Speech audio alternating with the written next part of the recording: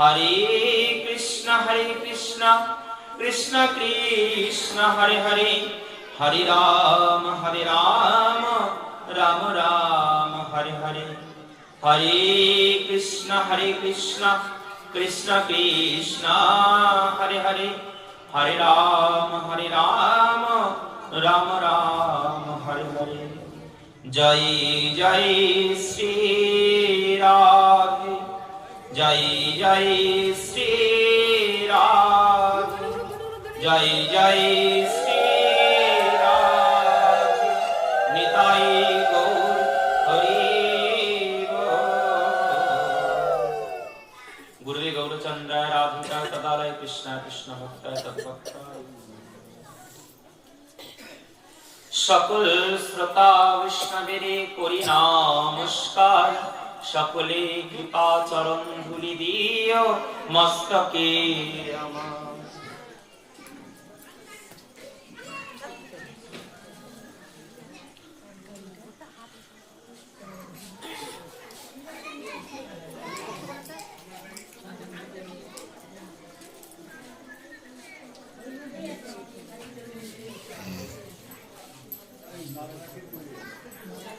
জয় গৌর, জয় শ্রী রাধে। সরৈশ্বর্যপূর্ণ ভগবান শ্রীকৃষ্ণচন্দ্রের অপার কৃপায় কলিযুগ বিধৌত ভগবানের অপ্রাকৃত কথারস আস্বাদনে পরমেশ্বর পরম করুণ লীলা পুরুষোত্তম ভগবান ব্রজেন্দ্র নন্দন শ্রীকৃষ্ণচন্দ্রের অপার কৃপায় স্বয়ং কলিপাবন অবতার চৈতন্য মহাপ্রভুর অশেষ বিশেষ দয়ায় ভগবানের অপ্রাকৃততম কথারস আস্বাদনের আমরা বিশেষ সকরুণ সুযোগ লাভ করেছি। মহাপ্রভুর প্রেমময় ভূমি এই বঙ্গভূমিতে মহাপ্রভু প্রদত্ত, প্রচারিত এবং প্রকাশিত সর্বপুরাণ সারাৎসার শ্রী শ্রী শ্রীমদ্ ভাগবত মহাপুরাণ তৎকথা আস্বাদনে আমরা আজ হইতে 7 দিবস যাবৎ সপ্তাহ কাল ব্যাপী কলিযুগে সর্বশ্রেষ্ঠতম ব্রত এই ভাগবতীয় কথা আস্বাদনে সৌভাগ্য লাভ করেছি। মদীয় শ্রী গুরুদেব তাদের অপার অনুকম্পায় সঙ্গে অনন্য প্রভূতশালী শ্রীকৃষ্ণচন্দ্রের দিব্য প্রসূত নামে আমরা আজ প্রথম দিবস সঙ্গে যেহেতু অধিবাসের দিন ছিল সেই জন্য আমরা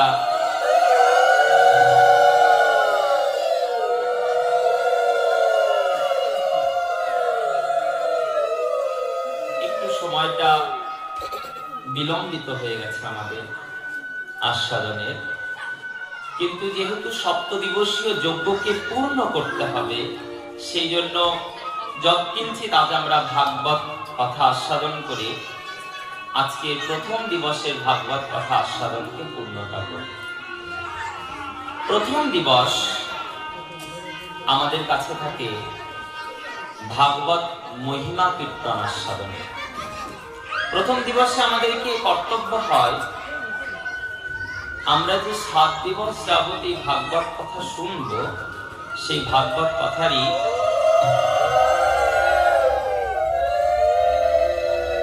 যে মাহাত্ম্য রয়েছে সেই মাহাত্ম্যটা আস্বাদন করতে হয়।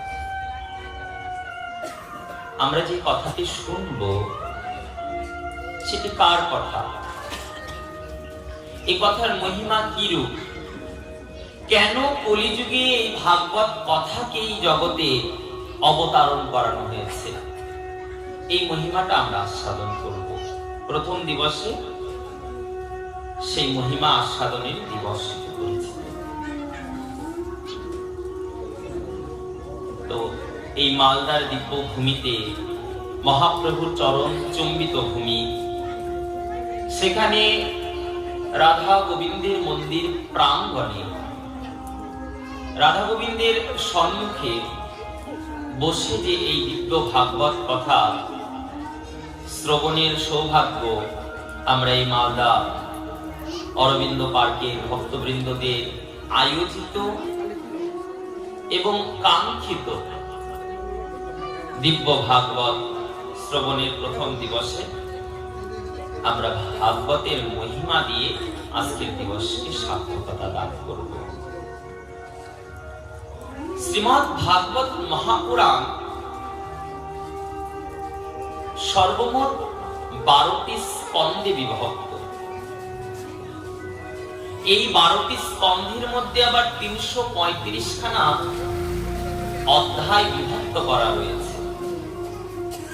আবার এই 335 অধ্যায়ের মধ্যে 18,000 শ্লোক বর্ণিত রয়েছে। সেই 18,000 শ্লোকের দিব্য ধারায় পূর্ণ শ্রীমদ্ ভাগবত গ্রন্থ এই জগতে প্রকাশিত। তো আজ আমরা সেই পরমেশ্বরের দিব্য অনুকম্পায় ভাগবত কথা প্রসঙ্গের মধ্যে প্রবেশ করব। প্রথম দিন যেহেতু ভাগবতীয় মাহাত্ম্য আস্বাদনের দিন, তাই আজ আমরা ভাগবতের মহিমা, কিন্তু ভাগবতের মহিমাটি ভাগবত মহাপুরাণের মধ্যে পাওয়া যায় না। ভাগবতের মহিমা বর্ণনা করেছে পদ্ম পুরাণ, স্কন্দ পুরাণ, সঙ্গে ভাগবতের মহিমা কীর্তন করেছেন গরুর পুরাণ। কিন্তু সব পুরাণের মধ্যে ভাগবতের এই মহিমা বিশেষ আর প্রকট রূপে পদ্ম পুরাণের মহিমাটি জগৎ সম্মুখে প্রচারিত। পদ্ম পুরাণের উত্তর খণ্ডের 6টি অধ্যায় জুড়ে এই ভাগবতের পূর্ণ মহিমা প্রকাশিত রয়েছে। আজ আমরা সেই ভাগবতের মহিমা কীর্তন আস্বাদন করব। যদিও এর আগে একবার আমরা সপ্তদিবসীয় যজ্ঞ আস্বাদনের সৌভাগ্য লাভ করেছি, কিন্তু প্রথম দিবস আমরা সকলে মিলে অন্তর্মনে পরম করুণাময় ভাগবত ভগবানকে চিত্ত মধ্যে স্মরণ করে সেই পদ্ম পুরাণে প্রকাশিত ভাগবত মাহাত্ম্য আস্বাদন করি। সকলে মিলে করজোড় করে ভাগবত মাহাত্ম্যের প্রথম শ্লোক আমি আগে আগে পাঠ করব, আপনারা পরে পরে অবশ্যই ভাগবত ভগবানের এই দিব্য শ্লোককে উচ্চারিত করবেন। ওম নমো ভগবতে বাসুদেবায়। ওম নমো ভগবতে বাসুদেবায়।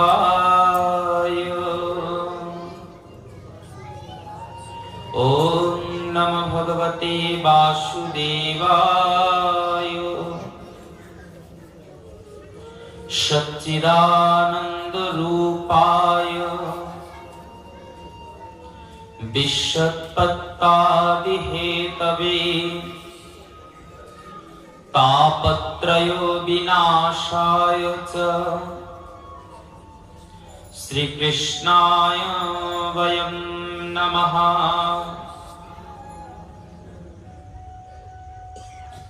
ভাগবত মাহাত্ম্যের প্রথম শ্লোক।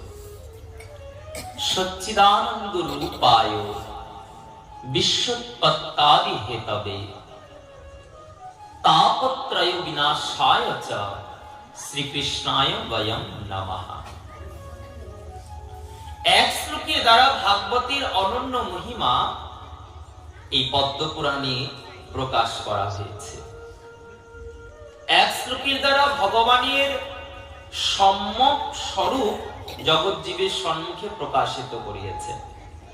প্রথমে কি বলছে? সচ্চিদানন্দ রূপায়। ভগবানের রূপটা কেমন? বলেন সচ্চিৎ আনন্দ স্বরূপ। ভগবানের স্বরূপটা হলো সচ্চিদানন্দ, অর্থাৎ সচ্চিৎ এবং আনন্দ ঘন বিগ্রহ। ভগবান সৎ। সৎ মানে সত্য, সৎ মানে শাশ্বত, সৎ মানে চিরন্তর, সৎ মানে নিরন্তর, সৎ মানে অব্যয়, সৎ মানে অবিনাশী, সৎ মানে সনাতন। এই জগতের একমাত্র সৎ স্বরূপ হলেন স্বয়ং ভগবান, যিনি নিত্য, শাশ্বত, অবিনাশী এবং অনন্য মহিমাশালী। আমরা সেই সচ্চিদানন্দময় ভগবানের সৎ স্বরূপকে প্রকাশ করলেন। সত্য, সৎ মানে সত্য। কেমন সত্য? বলে একমাত্র ভগবানই সত্য। আর বলে যত কিছু জগতে দেখতে পাচ্ছ সবকিছু অনিত্য এবং অসত্য, ক্ষণস্থায়ী, ক্ষণিকের এক প্রতিবিম্ব মাত্র, প্রতিচ্ছবি। ওই মরীচিকা দেখা যায় না? সংসার স্বরূপটা হলো ওই মরীচিকার মতন সাজানো। না এটাকে কেউ ধরতে পারে, না এটাকে কেউ আশ্রয় করে রাখতে পারে। কিন্তু সৎ অর্থাৎ সত্য স্বরূপ হলেন একমাত্র ভগবান। তাই বললেন ভগবান হলেন সৎ স্বরূপ। সৎ চিৎ, চিৎ মানে চেতনা। ভগবান আছে তাই আমাদের চেতনা আছে। আমরা সবাই জানি এই যে আমাদের দেহ, এটা অচেতন। চেতন কার? এই ভিতরে থাকা আত্মা। আত্মা দেহ থেকে বের হয়ে গেলে পরে এই দেহটা আবার জড়ব্রত পঞ্চভৌতিক সার রূপে পড়ে থাকবে। তাহলে কে এই জগতে সত্য স্বরূপকে ধারণ করেছেন? বলে একমাত্র ভগবানই সেই চিৎ স্বরূপ, চেতনা। অনন্য জ্ঞানের অধিকারী চিৎ স্বরূপ হলেন ভগবান। আনন্দ, আনন্দ বললেন একটা চরম সত্য। এই জগতে, জগতের সবাই, সব আমরা আনন্দের সন্ধানে চলি। প্রত্যেকটা জীব, শুধু মানুষ না, পশু পাখি সবাই আমরা হলাম আনন্দের সন্ধানী। কোথায় আনন্দ পাবো এটাই কিন্তু আমরা সন্ধান করে বেড়াই। কিন্তু প্রকৃত সত্তা হলো এই জগতে আনন্দ বলতে কোনো কিছু নেই। কেন? আমরা তো সবাই ভাবি মনে মনে আমরা তো বেশ আনন্দে আছি, আমরা তো বেশ ভালো আছি। বললেন এটা আনন্দের স্বরূপ নয়। আনন্দের স্বরূপ কাকে বলছে? বললেন যখন হৃদয়ে থাকা জীবাত্মা পরমাত্মার সান্নিধ্য লাভ করে তখন একমাত্র আনন্দ লাভ হয়। আমরা যেটা পাই, শাস্ত্রী বলেন এই ধরনের জগতে দুই ধরনের তৃপ্তি রয়েছে। যখন জীবাত্মা পরমাত্মায় তৃপ্ত হয় তখন জীব আনন্দ পায়। যেমন ভগবানের কথা শুনতে, পাঠ কীর্তন শুনতে, সৎসঙ্গ করতে, কীর্তন করতে, ভগবানের সেবা করতে, পুজো করতে। যখন পরমাত্মার সেবায় জীবাত্মা তৃপ্ত তখন সেটা আনন্দ স্বরূপ। আর এই সংসারে যেটা আছে, বলে সংসারে দুই ধরনের তৃপ্তি আছে, একটা হলো সুখ আর একটা হলো শান্তি। যখন দৈহিক সুখ হয়, কায়িক তৃপ্তিকে বলা হয় সুখ, আর মানসিক তৃপ্তিকে বলা হয় শান্তি। সুখ আছে, এই ঠান্ডা লাগছে চাদর নিয়ে নিয়েছি, মানে শরীরে সুখ হচ্ছে। শরীর আরাম পাচ্ছে, এটার নাম হলো সুখ। গরমের সময় গরম লাগছে, পাখা চালিয়ে নিলাম, তো শরীরটা বেশ ঠান্ডা হয়ে গেল, তো সেটা হলো সুখ। কিছু যোগ্য সুমিষ্ট সুস্বাদ্য আহার গ্রহণ করলাম, তাহলে সেটা হলো সুখ। কোন একটা ভালো খবর পেলাম, কোন একটা ভালো কিছু ঘটেছে শুনতে পেলাম, মনে খুব ভালো লাগলো, এটা হলো শান্তি। মনের তৃপ্তিটা শান্তি, আর এই দৈহিক তৃপ্তিটা হলো সুখ। আর আনন্দ বলে এই জগতে নেই। এই জগৎ বলতে আমরা যেই জগতে বাস করি, আমরা যে সংসারের মধ্যে বাধা পড়ে আবদ্ধ থাকি, শাস্ত্রে বলেন এই জগতের মধ্যে সেই শান্তির কোনো ঠিকানা নেই। শান্তির ঠিকানা কোথায় আছে বলে ওই যে সচ্চিৎ আনন্দ ঘন ভগবানের কাছে। শান্তি কখন পাবে? যখন তার সান্নিধ্যে যাবে। শান্তি কখন পাবে? যখন তার সেবা করবে। শান্তি কখন পাবে? যখন তার কথা শুনবে। শান্তি কখন পাবে? যখন তার নাম এই মুখ দিয়ে কীর্তন করবে, উচ্চারণ করবে। শান্তি কখন পাবে? যখন অন্তর্মনে সেই ভগবানের কথা স্মরণ করবে। এইটা হলো আনন্দের প্রকৃত স্বরূপ। আনন্দের সন্ধানী জীব আমরা, কিন্তু আনন্দের প্রকৃত ঠিকানাটাই আমরা জানি না। তাই জন্য শাস্ত্র বললেন সচ্চিৎ আনন্দময় ভগবানের এই স্বরূপ। আর কি বললেন? পরের স্তবকে বললেন বিশ্বোৎপত্তাদি হেতবে। তিনি এ জগতের সৃষ্টি, স্থিতি এবং লয়ের একমাত্র অধীশ্বর। পরমেশ্বর ভগবানের এই দিব্য মাধুর্যে তিনি হলেন একমাত্র সচ্চিৎ আনন্দময় স্বরূপ। আর তিনি একমাত্র প্রকৃত জগতের জীব সত্তাকে হরণকারী, দানকারী এবং জীবকে পরিচালনকারী। তার থেকে সৃষ্টি, তার থেকে পালন, তার থেকেই লয়। এক অধীশ্বর কৃষ্ণ। শাস্ত্রে কি বলেন? কৃষ্ণ এক ঈশ্বর, আর সব ভৃত্য। যারে জইছে নাচায় সে করে নৃত্য। সে তো ইচ্ছে করে নৃত্য। ভগবান একাই ঈশ্বর, মালিক, আমরা তার ভৃত্য। যারে জইছে নাচায় সে করে তো ইচ্ছে নৃত্য। তো তাতে আমাদের লাভ কি? দেখো, দুইটি স্বরূপ আমরা শুনলাম। একটা হলো সচ্চিদানন্দ রূপায় বিশ্বোৎপত্তাদি হেতবে। এই যে স্বরূপটা আমাদের রয়েছে, ভগবানের স্বরূপ শুনলাম, তিনি সচ্চিৎ আনন্দময়, আর তিনি সৃষ্টি স্থিতি পালনের এক অধীশ্বর। কিন্তু তাতে আমাদের কি লাভ? এই কথাটা শুনেই বা কি লাভ? লাভ আছে, পরেরটাতেই বলছেন। কি করেন তিনি? তাপত্রয় বিনাশায় চ। এই যে আমাদের চিত্ত তাপিত, আমরা মনুষ্য জন্ম লাভ করেছি 84 লক্ষ জনের পরিভ্রমণের পরে, কিন্তু এই জন্মটা নিরর্থক সংসার বদ্ধ দশার মধ্যে আবদ্ধ হয়ে ক্ষণে ক্ষণে কষ্টে তাপিত হয়। এক ধরনের নয়, 3 ধরনের তাপ আমাদেরকে রোজ জ্বালায়।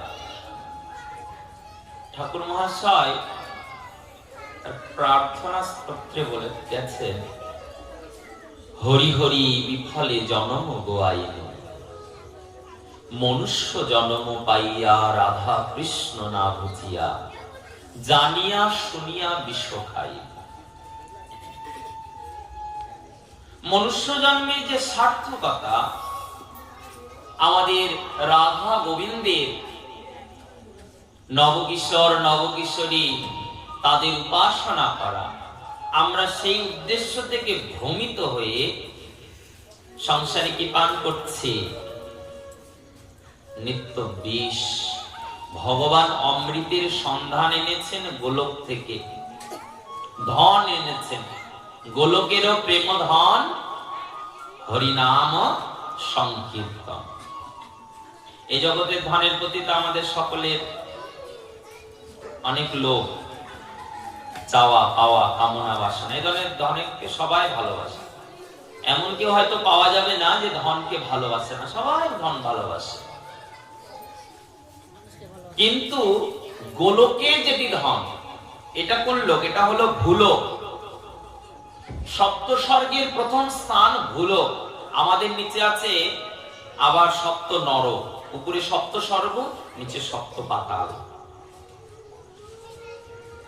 এইখানে শাস্ত্র বলছেন এই ভূলোকের জীব যতটা সুখ পায় তার থেকে 100 গুণ সুখ আছে ভূবলোকে।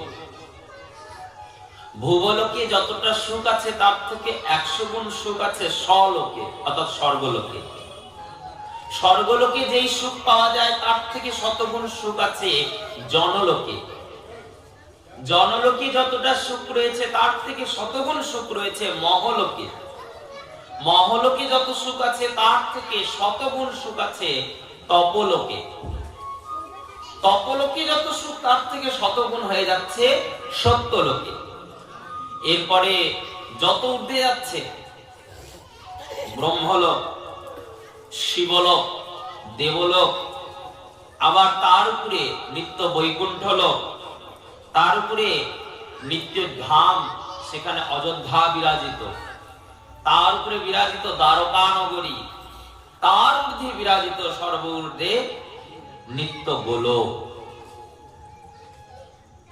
আমরা কত নিচে আছি আর কত ঊর্ধ্বে সেই ভগবানের ধাম। শাস্ত্র বলছেন এই জগতের ধনের প্রতি যদি আমাদের এত চাওয়া পাওয়া আকাঙ্ক্ষা হয়, লোভ হয়, তাহলে যে এত শ্রেষ্ঠতর লোক রয়েছে সেই দিব্য লোক গোলক, তার ধনের প্রতি কতটা বাসনা হওয়া উচিত আমাদের?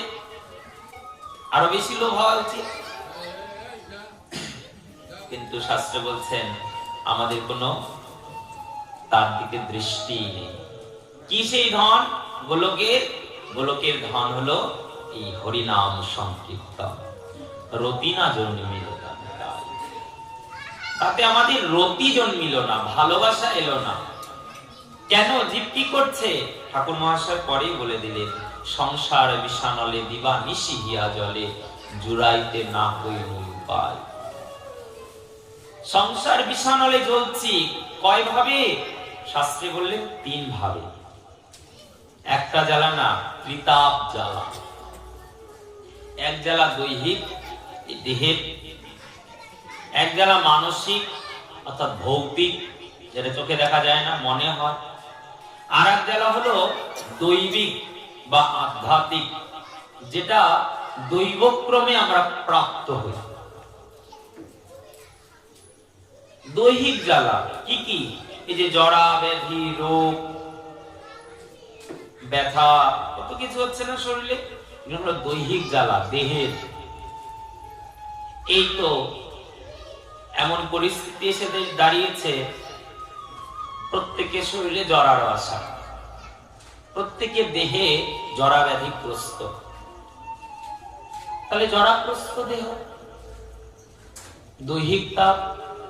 শুধু তাই, এরপরে বলেন মানসিক তাপ। এটা কতটা? বলেন জগতে যতটা দৈহিক তাপ, তুলনা করতে গেলে তার থেকে অনেক বেশি জীবের মানসিক তাপ। মনের দুঃখটা আরো বেশি, দেহের আর কতটুকু রয়েছে, মনেরটা আরো বেশি। মানসিক তাপ কি কি? এই যে চিন্তা, দুশ্চিন্তা, ডিপ্রেশন, অ্যাংজাইটি, এগুলো হচ্ছে না জীবের মধ্যে, মনে মনে, চোখে দেখা যায় না। আমার খুব দুঃখ হচ্ছে, দুঃখ চোখে দেখা যায়, অনুভব হয়। শাস্ত্রে বলেন এগুলো হলো মানসিক তাপ, যা জীবকে ভিতর থেকে ধীরে ধীরে ধীরে পুড়ে, আর এই মানসিক তাপই আবার পরিণতি স্বরূপে দৈহিক তাপ সৃষ্টি করে।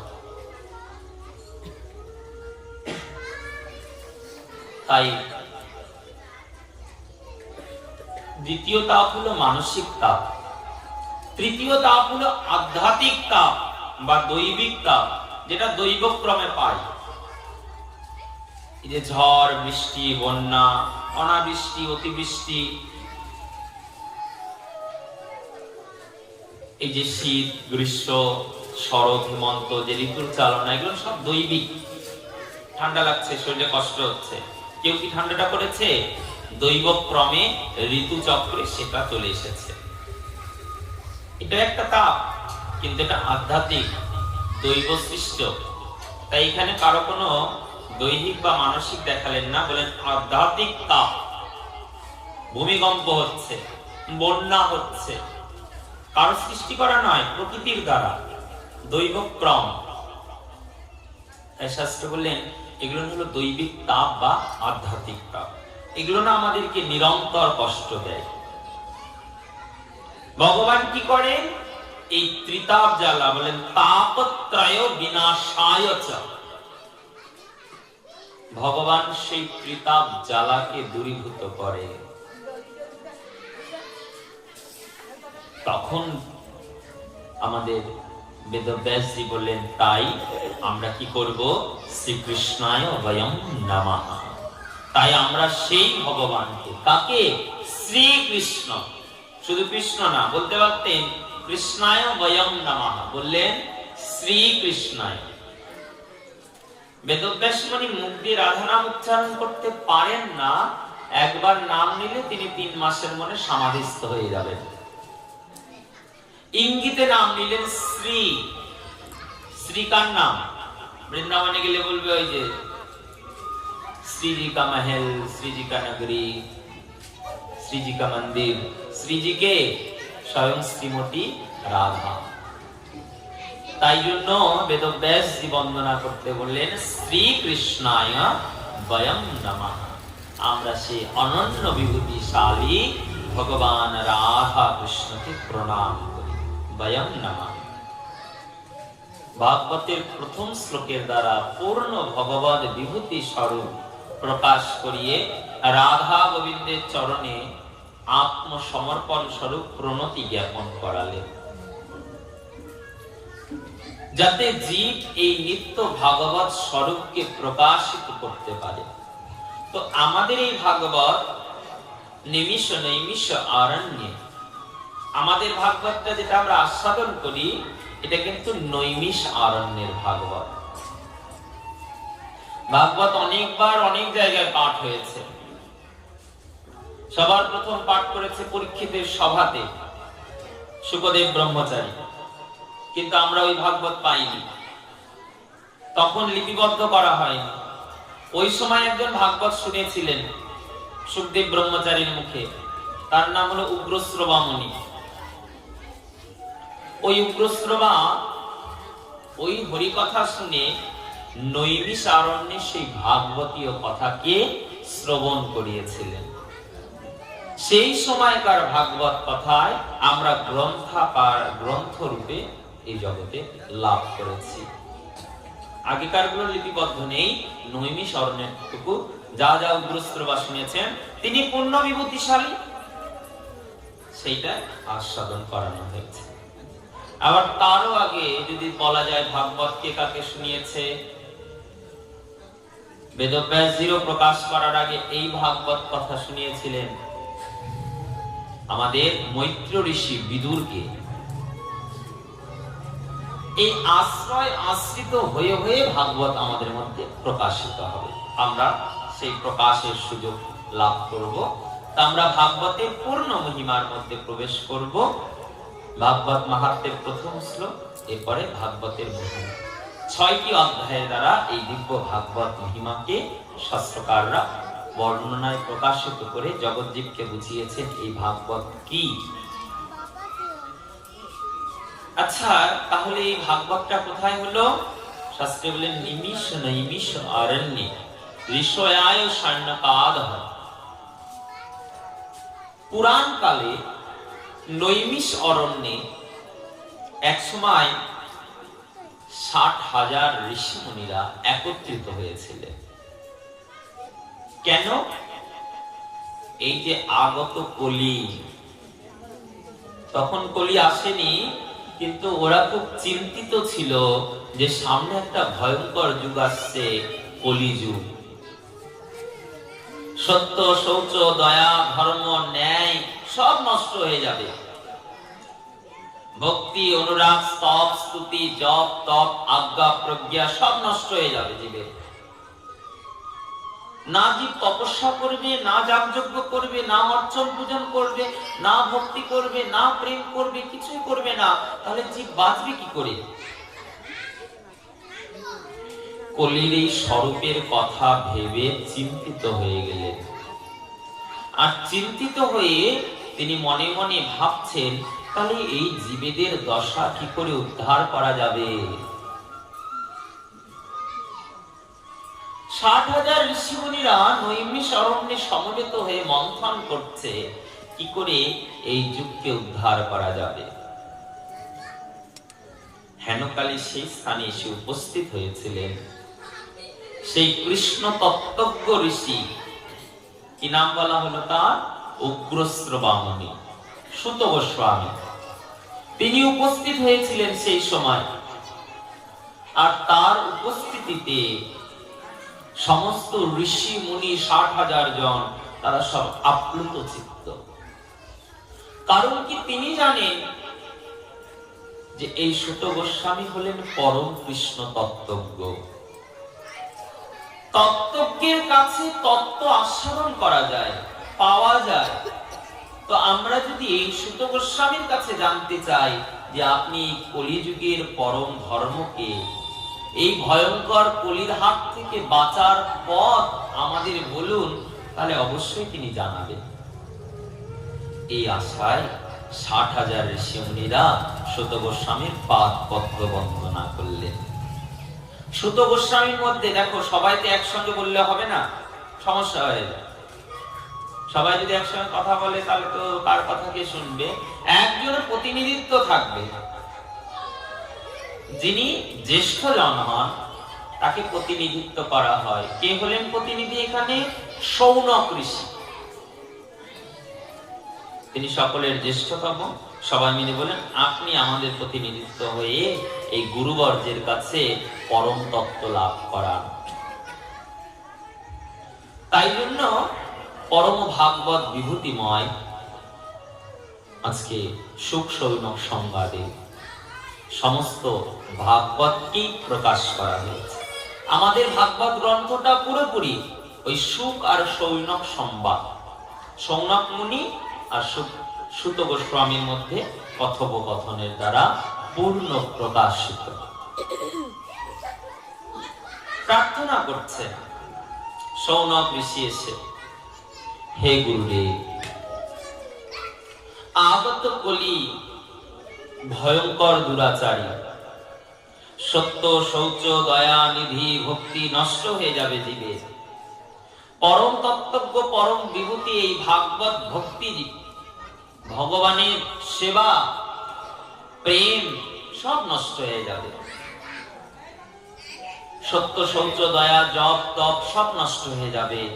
এমন পরিস্থিতিতে জীব কি করে এই ভয়ঙ্কর কলিতে নিজেকে সচ্ছল রূপে ধারণ করবে?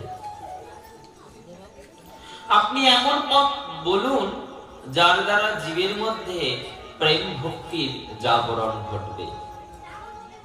আপনি এমন পথ বলুন যার দ্বারা এই দুস্তর কলিযুগের মধ্যে সংসার বিপাকে দুস্তর জীবরাও অনন্য চিত্তে এই প্রেম ভক্তিকে লাভ করবে। আমরা বুঝতে পারছি না, এই যে ভয়ঙ্কর কলি, এই ভয়ঙ্কর কলিতে ধর্ম কার আশ্রয়ে গিয়ে আশ্রিত হবে?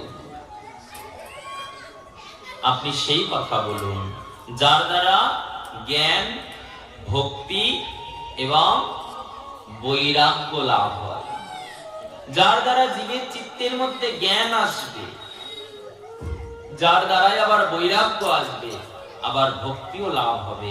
আপনি সেই কথা বলুন আমাদেরকে, যার দ্বারা মোহ আসক্তি নষ্ট হবে আর অনন্য ভক্তি লাভ হবে।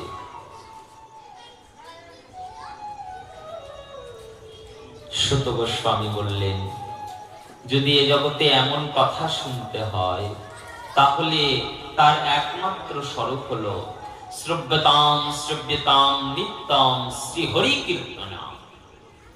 তাহলে তোমাকে ভগবানের অপ্রাকৃতময় কথা, ভাগবত কথা আস্বাদন করতে হবে। বললেন অবশ্যই আপনি যেটা ঠিক মনে করবেন, যদি ভাগবত শ্রেষ্ঠ হয়, শ্রবণীয় হয়, তাহলে আমাদের শ্রবণ করা। সুত গোস্বামী বললেন কিন্তু সেটাতে এইভাবে শ্রবণ করানো যাবে না। কেন? ভাগবত শ্রবণ করতে হবে 7 দিন, সপ্ত দিবস। বললেন 7 দিন?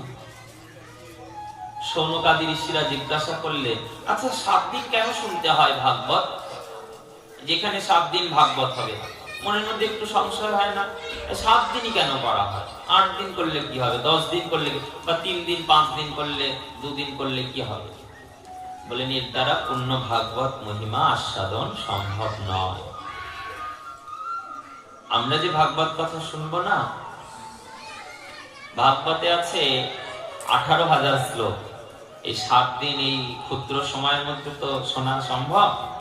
কিছুতেই সম্ভব নয়। তো 7 দিনের মধ্যে কি শোনা যায়? অন্তত সূচিপত্রটা জানা যায়, আর কিছু না। 335টি অধ্যায় 7 দিনে শেষ করা, এইটুকু সময়। হ্যাঁ, হয়তো বা একটু আস্বাদন করা যাবে যদি এই যে এখন ভাগবতে সবাই এসে বসেছেন, এই অবস্থায় 7 দিন যদি থাকে, 7 দিন 7 রাত্রি ধরে যদি শোনা যায়, তাহলে হয়তো কিছুটা আস্বাদন হবে। আর বাকি কি শুনবো আমরা? ওই যাওয়া আসার মনে শুধু সূচিপত্রটুকুই আস্বাদন হয়, আর কিছু হয়। এটা ক্ষুদ্র সময়। প্রথম দিন তার মধ্যে শুধু মহিমার জন্য রাখা হয়, মাহাত্ম্য পাঠের জন্য। বাচ্চাকে খুব চিৎকার করছে।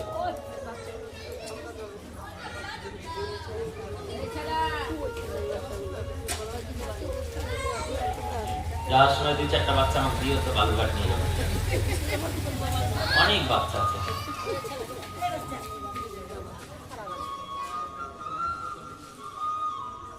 জয় গুরু।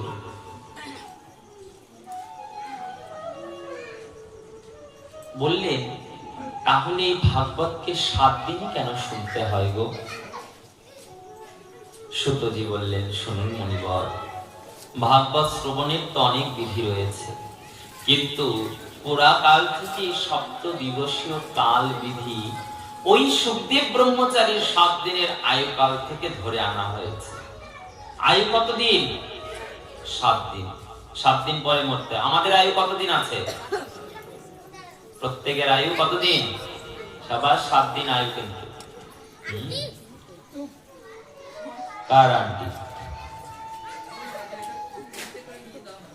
এই পিঙ্ক ড্রেসের সেটার এটা দিও তো, আমাদের নিয়ে যাও বালঘাট।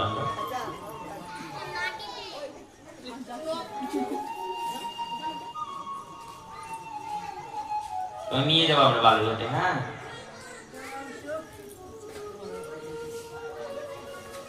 হরিশ্বর।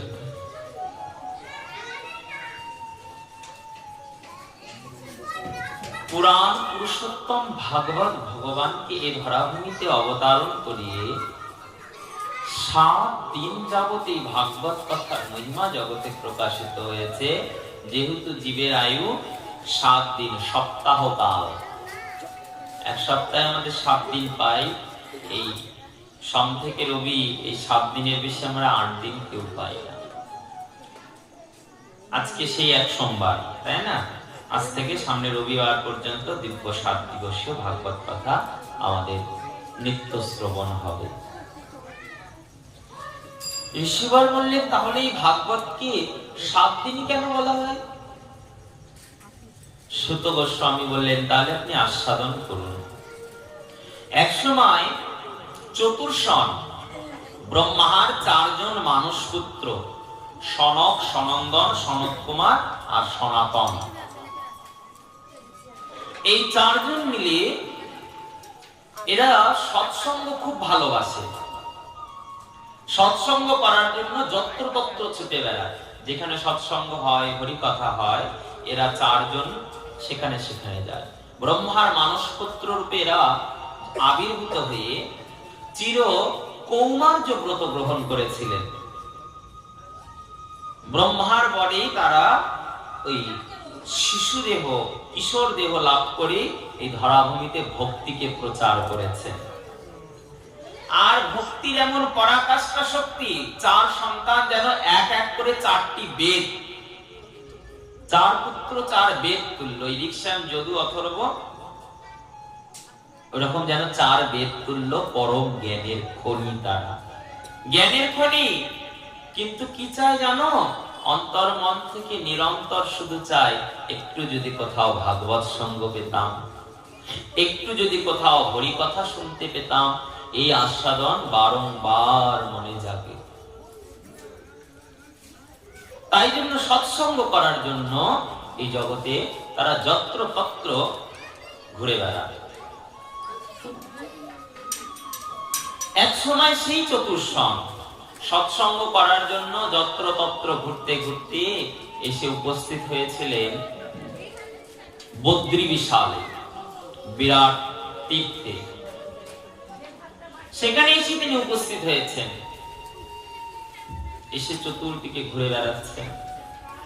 হঠাৎ করে তাদের নজর গেল অলকানন্দার ধারার পাশে কে যেন একজন মূর্ছিত দুঃখিত হয়ে বসে রয়েছে।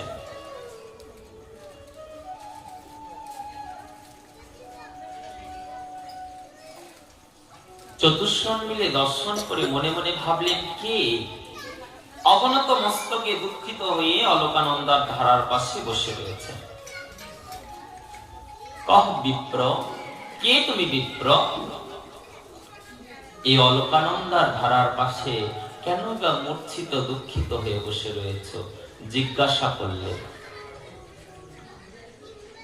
প্রশ্ন শুনে সেই মূর্ছিত ব্যক্তি যখন মুখ তুলেছে, দেখছে সর্বনাশ। সেটা কে? সাক্ষাৎ দেবর্ষি নারদ। নারদ কে? ব্রহ্মারই পুত্র, চতুর্সনের থেকে ছোট বয়সে। চতুর্সন বলছে, ভাই তুমি এখানে এরকম দুঃখিত মূর্ছিত হয়ে কেন বসে রয়েছ? কি হয়েছে তোমার? কেন? সাধুদের তো জগতে দুঃখ থাকা উচিত নয়। তোমার মুখ দেখে মনে হচ্ছে কেউ যেন তোমার ধন হরণ করেছে। মানুষের ধন হরণ করলে যেমন মুখ মূর্ছিত হয়ে যায়, টাকা হারিয়ে গেলে, সোনা দানা হারিয়ে গেলে যেমন দুঃখ হয়, তোমার মুখ দেখে মনে হচ্ছে তুমি সেই রূপ ধন হারিয়েছ। কিন্তু সাধুদের তো সেই রূপ দুঃখ হওয়ার কথা নয়। কেন? সাধুদের কাছে এমন ধন আছে না, এ ধন যত চুরি করবে তত বাড়বে। সাধুদের কাছে এমন সম্পদ আছে না, এ ধন যত লোককে দান করবে তত বাড়বে। কোন ধন? এই কৃষ্ণ প্রেম রূপী, এই ভক্তি রূপী ধন। স্বরূপ কি? কথা। কৃষ্ণ কথা রূপী ভক্তি হৃদয়ে ধন রূপে সঞ্চিত। তাই এটা চুরি করুক কিংবা দান করুক, যত দান হবে যত চুরি হবে তত বাড়বে। তো তোমার তো এইরকম দুঃখিত মন হওয়া উচিত নয়। জগতের জীবেরা দুঃখিত কেন? তাদের চিত্তের আকাঙ্ক্ষা মেটে না, আরো চায়। যে যত বড় ধনী হোক, তার কাছে তার ধন হলো 99 টাকা স্বরূপ। মনে মনে কি ভাবে? 99 কে 100 করবো কি করে? হ্যাঁ 100 হবে, তখন মনের মধ্যে বাসনা আসবে 1000 করবো কি করে? হ্যাঁ 1000ও হবে, মনের মধ্যে বাসনা আসবে লাখ করবো কি করে? লাখও হবে, তখন আবার মনের মধ্যে বাসনা জাগবে এটা কি আরো অজস্র কোটিতে পূর্ণ কি করে করব? কখনো পূরণ হয় না। তো বিষয়ী জীবরা নিত্য দুঃখিত মূর্ছিত থাকে কেন? কারণ তাদের চিত্তের কামনা বাসনা চরিতার্থ হয় না। এরা নিত্য ভগবত কথা ভক্তি আস্বাদনের জন্য কখনো ভক্তি চিত্ত রাখে না, বিষয় বাসনায় জর্জরিত চিত্ত, তাই নিরন্তর কষ্ট পায়। তোমার এই রূপ কেন বদল? তখন দেবর্ষি নারদ বলছেন, দাদা আমি পৃথিবীতে গিয়েছিলাম। চতুর্সন বলছেন, ও বুঝে গেছি, পৃথিবীতে গেছিলে। ঠিক, পৃথিবীতে গেলে তো এইরকম হবেই। কেন? পৃথিবীতে যারাই যাক, যেই যাক না কেন, স্বরূপ এটা হবেই। পৃথিবীর নাম কি? ব্রহ্মাজি যখন এই পৃথিবীর সংরচনা করেছেন, এই পৃথিবী লোকের একটা নাম রেখেছেন, দুঃখালয়ম। এই সংসারটা হলো দুঃখালয়। যেমন বাজারে দেখবে অনেক অনেক দোকান থাকে, বস্ত্রালয়, ঔষধালয়, পুস্তকালয়। পুস্তকালয়ে কি পাওয়া যায়? ঔষধ, হ্যাঁ, বই। আমাদের স্কুলে ভুল করা তো। বস্ত্রালয়ে কি পাওয়া যায়? চাল, ডাল, আটা, তাই না? পাওয়া যায় না? বস্ত্রালয়ে কি পাওয়া যায়? এ বাবা, আমাদের স্কুলে সব ভুল করা গেল। যেমন ঔষধালয়ে গেলে পরে অনেক ঔষধ পাওয়া যাবে, পুস্তকালয়ে গেলে অনেক পুস্তক, পুঁথি, গ্রন্থ পাওয়া যাবে, বস্ত্রালয়ে অনেক বস্ত্র পাওয়া যাবে। তেমন এই সংসারটা হলো দুঃখালয়, এখানে অনেক দুঃখ পাওয়া যাবে। চিত্ত নিমজ্জিত দুঃখ। কেমন? বলে দুঃখের কোনো বিরাম নেই। বললেন বিরাম নেই, এত দুঃখ? বলেন হ্যাঁ, কিন্তু কই আমরা তো আনন্দ পাই, তো আমাদের তো সুখ আছে। বলেন না, এটা ক্ষণিকের সুখ, আত্মবোধ চিত্ত। ওই যে দুঃখ যাবে হাহাকার করি, প্রজ্ঞায় ভরায়, রাজ রাজা দুঃখ দিয়ে তাহারে চোবায়। রাজা কি করেছে বলতো? রাজ চোরকে শাস্তি দিয়েছে, প্রহরীকে বলেছে, শোন, এই শীতের মধ্যে এই চোরকে নিয়ে গিয়ে পুকুরের জলের মধ্যে ডুবিয়ে রাখবি। কতক্ষণ? ওই যখন একদম প্রাণ যাওয়া যাওয়া হবে তখন একবার করে তুলবি, প্রাণবায়ু নেবে, আবার চুবাবি। কেন? এরপর থেকে আমার রাজ্যে যেন কেউ চুরি না করে। ওখানে একটু টাইম তুলছে কি জন্য? শুধু প্রাণটা ধারণের জন্য একটু। কিন্তু চোরের কাছে কি ওটাতেই বিশাল আনন্দ। কেন? বাবারে, কত বড় যেন জীবন পাওয়ার আনন্দ সেটাতে। এই জগতের দুঃখটাও তেমন। আমাদেরকে ভগবান দুঃখের সাগরে ডুবিয়ে দিয়েছেন ক্ষণিক নশ্বর বিষয়ের এক চিন্তে একটু সুখ, কখনো কায়িক শান্তি, কখনো মানসিক একটু আস্বাদ্য হয়ে আমরা ভাবি না সব আছে, কিন্তু না। এই জগতের প্রকৃত স্বরূপটা হলো দুঃখালয়ম। হ্যাঁ হ্যাঁ, ঠিক বুঝে গেছি। তুমি পৃথিবীতে গেছিলে, দুঃখালয়ে গেছিলে, তাহলে তো তোমার দুঃখ হবে। বলো বলো, একটু দুঃখের কারণটা একটু বলো শুনি। আমি পৃথিবীতে গিয়েছিলাম, দেবশ্রী নারদ বলছেন, এই পৃথিবীতে গিয়ে আমি সমস্ত স্থান পরিভ্রমণ করলাম। সংসারী জীবকে পরিভ্রমণ করে দেখলাম সংসারে কোনো সুখ নেই। সংসারী জীবের মধ্যে সত্য, শৌচ, দয়া বিনষ্ট হয়ে গেছে। জপ তপ ভক্তি জীব করে না, ভগবানের উপাসনা আরাধনা আর কোন জীব করে না। তাই ভাবলাম হয়তো সংসারী জীব তো, তাই এই রকম স্বরূপ। চতুর্শন বলেন, কেন সংসারীদের ঘরে গেছে জানো না? সংসারীদের ঘরে কোনো ভক্তি নেই, প্রেম নেই, তুমি তো জানো। দেবশ্রী বললেন, আমি তো শুধু তাদের কাছে যাইনি, আমি সাধু, ঋষি, মনীষীদের কাছেও গিয়েছি। সেখানে গিয়ে কি দেখলে? সেখানে গিয়ে দেখছি বড় বড় তপস্বী সাধুদের চিত্ত পাষণ্ড বৃত্তিতে পরিপূর্ণ। কেমন সাধু দেখেছি আমি জানো? চতুর্শনকে বললেন, আমি সব সাজা সাধু দেখলাম। এই ললাটে তিলক, গলায় তুলসী আর শ্বেতাম্বর বস্ত্র পরিধান করলে তো সাধু হয় না। আমি দেখলাম তাদের চিত্তগুলোর পাষণ্ড নির্মমতায়। অনেক ভক্ত, যে হরিকথা হচ্ছে, অনেক অনেক ভক্ত হয় না হরিকথা? শাস্ত্রে বলেন, দেবশ্রী নারদ বলছেন, ভক্ত তো অনেক হচ্ছে কিন্তু ভক্তি হচ্ছে না। ভক্ত অনেক আছে কিন্তু ভক্তদের মধ্যে ভক্তি নেই গো। ভক্তরা কি হয়েছে জানো? ভক্তরা বিভক্ত, কারো সঙ্গে কারো মনের মিল নেই। চিত্তে কিছু এক চলছে, মুখে কিছু আর এক বলছে। তাই বলে সব ভক্তরা বিভক্ত হয়ে রয়েছে। তাই আমি এই ধরাভূমি পরিভ্রমণ করে কোনো শান্তি পেলাম না। দেখছি সকলে নির্মমতা। এখানে ভক্তি, প্রেম, আপ্লুত চিত্ত নেই। এখানে সবার চিত্ত বুদ্ধিতে শুধু নির্মমতা, নিষ্ঠুরতা। তাই সমস্ত ধরাভূমি পরিভ্রমণ করে দর্শন করে আমি বুঝলাম এই সংসারের দ্বারা মুক্তি লাভ সম্ভব নয়। সেখান থেকে আমি চলে গেলাম ধাম, বিভিন্ন ধাম তীর্থে, পয়া প্রবাস পুষ্করিণী চ গয়া চ কাশী, সব জায়গায় গেলেন। গয়া, কাশী, প্রবাস, পুষ্করিণী, সেতুবন্ধন, সব জায়গায় গেলাম। কিন্তু সেই স্থানে গিয়ে দেখলাম তীর্থভূমি তার মাধুর্য হারাচ্ছে। সব স্থানগুলো হয়ে যাচ্ছে লৌকিক তীর্থ, হয়ে গেছে এখন পর্যটন কেন্দ্র, টুরিস্ট প্লেস। লোক যায় কি জন্য?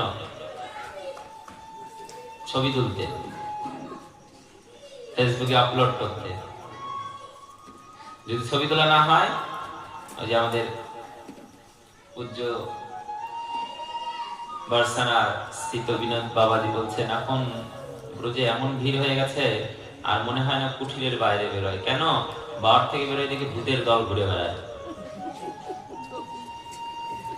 এক একজন এমন সাজছে, মানে সাক্ষাৎ ডাকিনী, যোগিনী, শাকিনী সব রাস্তায় ঘুরে বেড়াচ্ছে।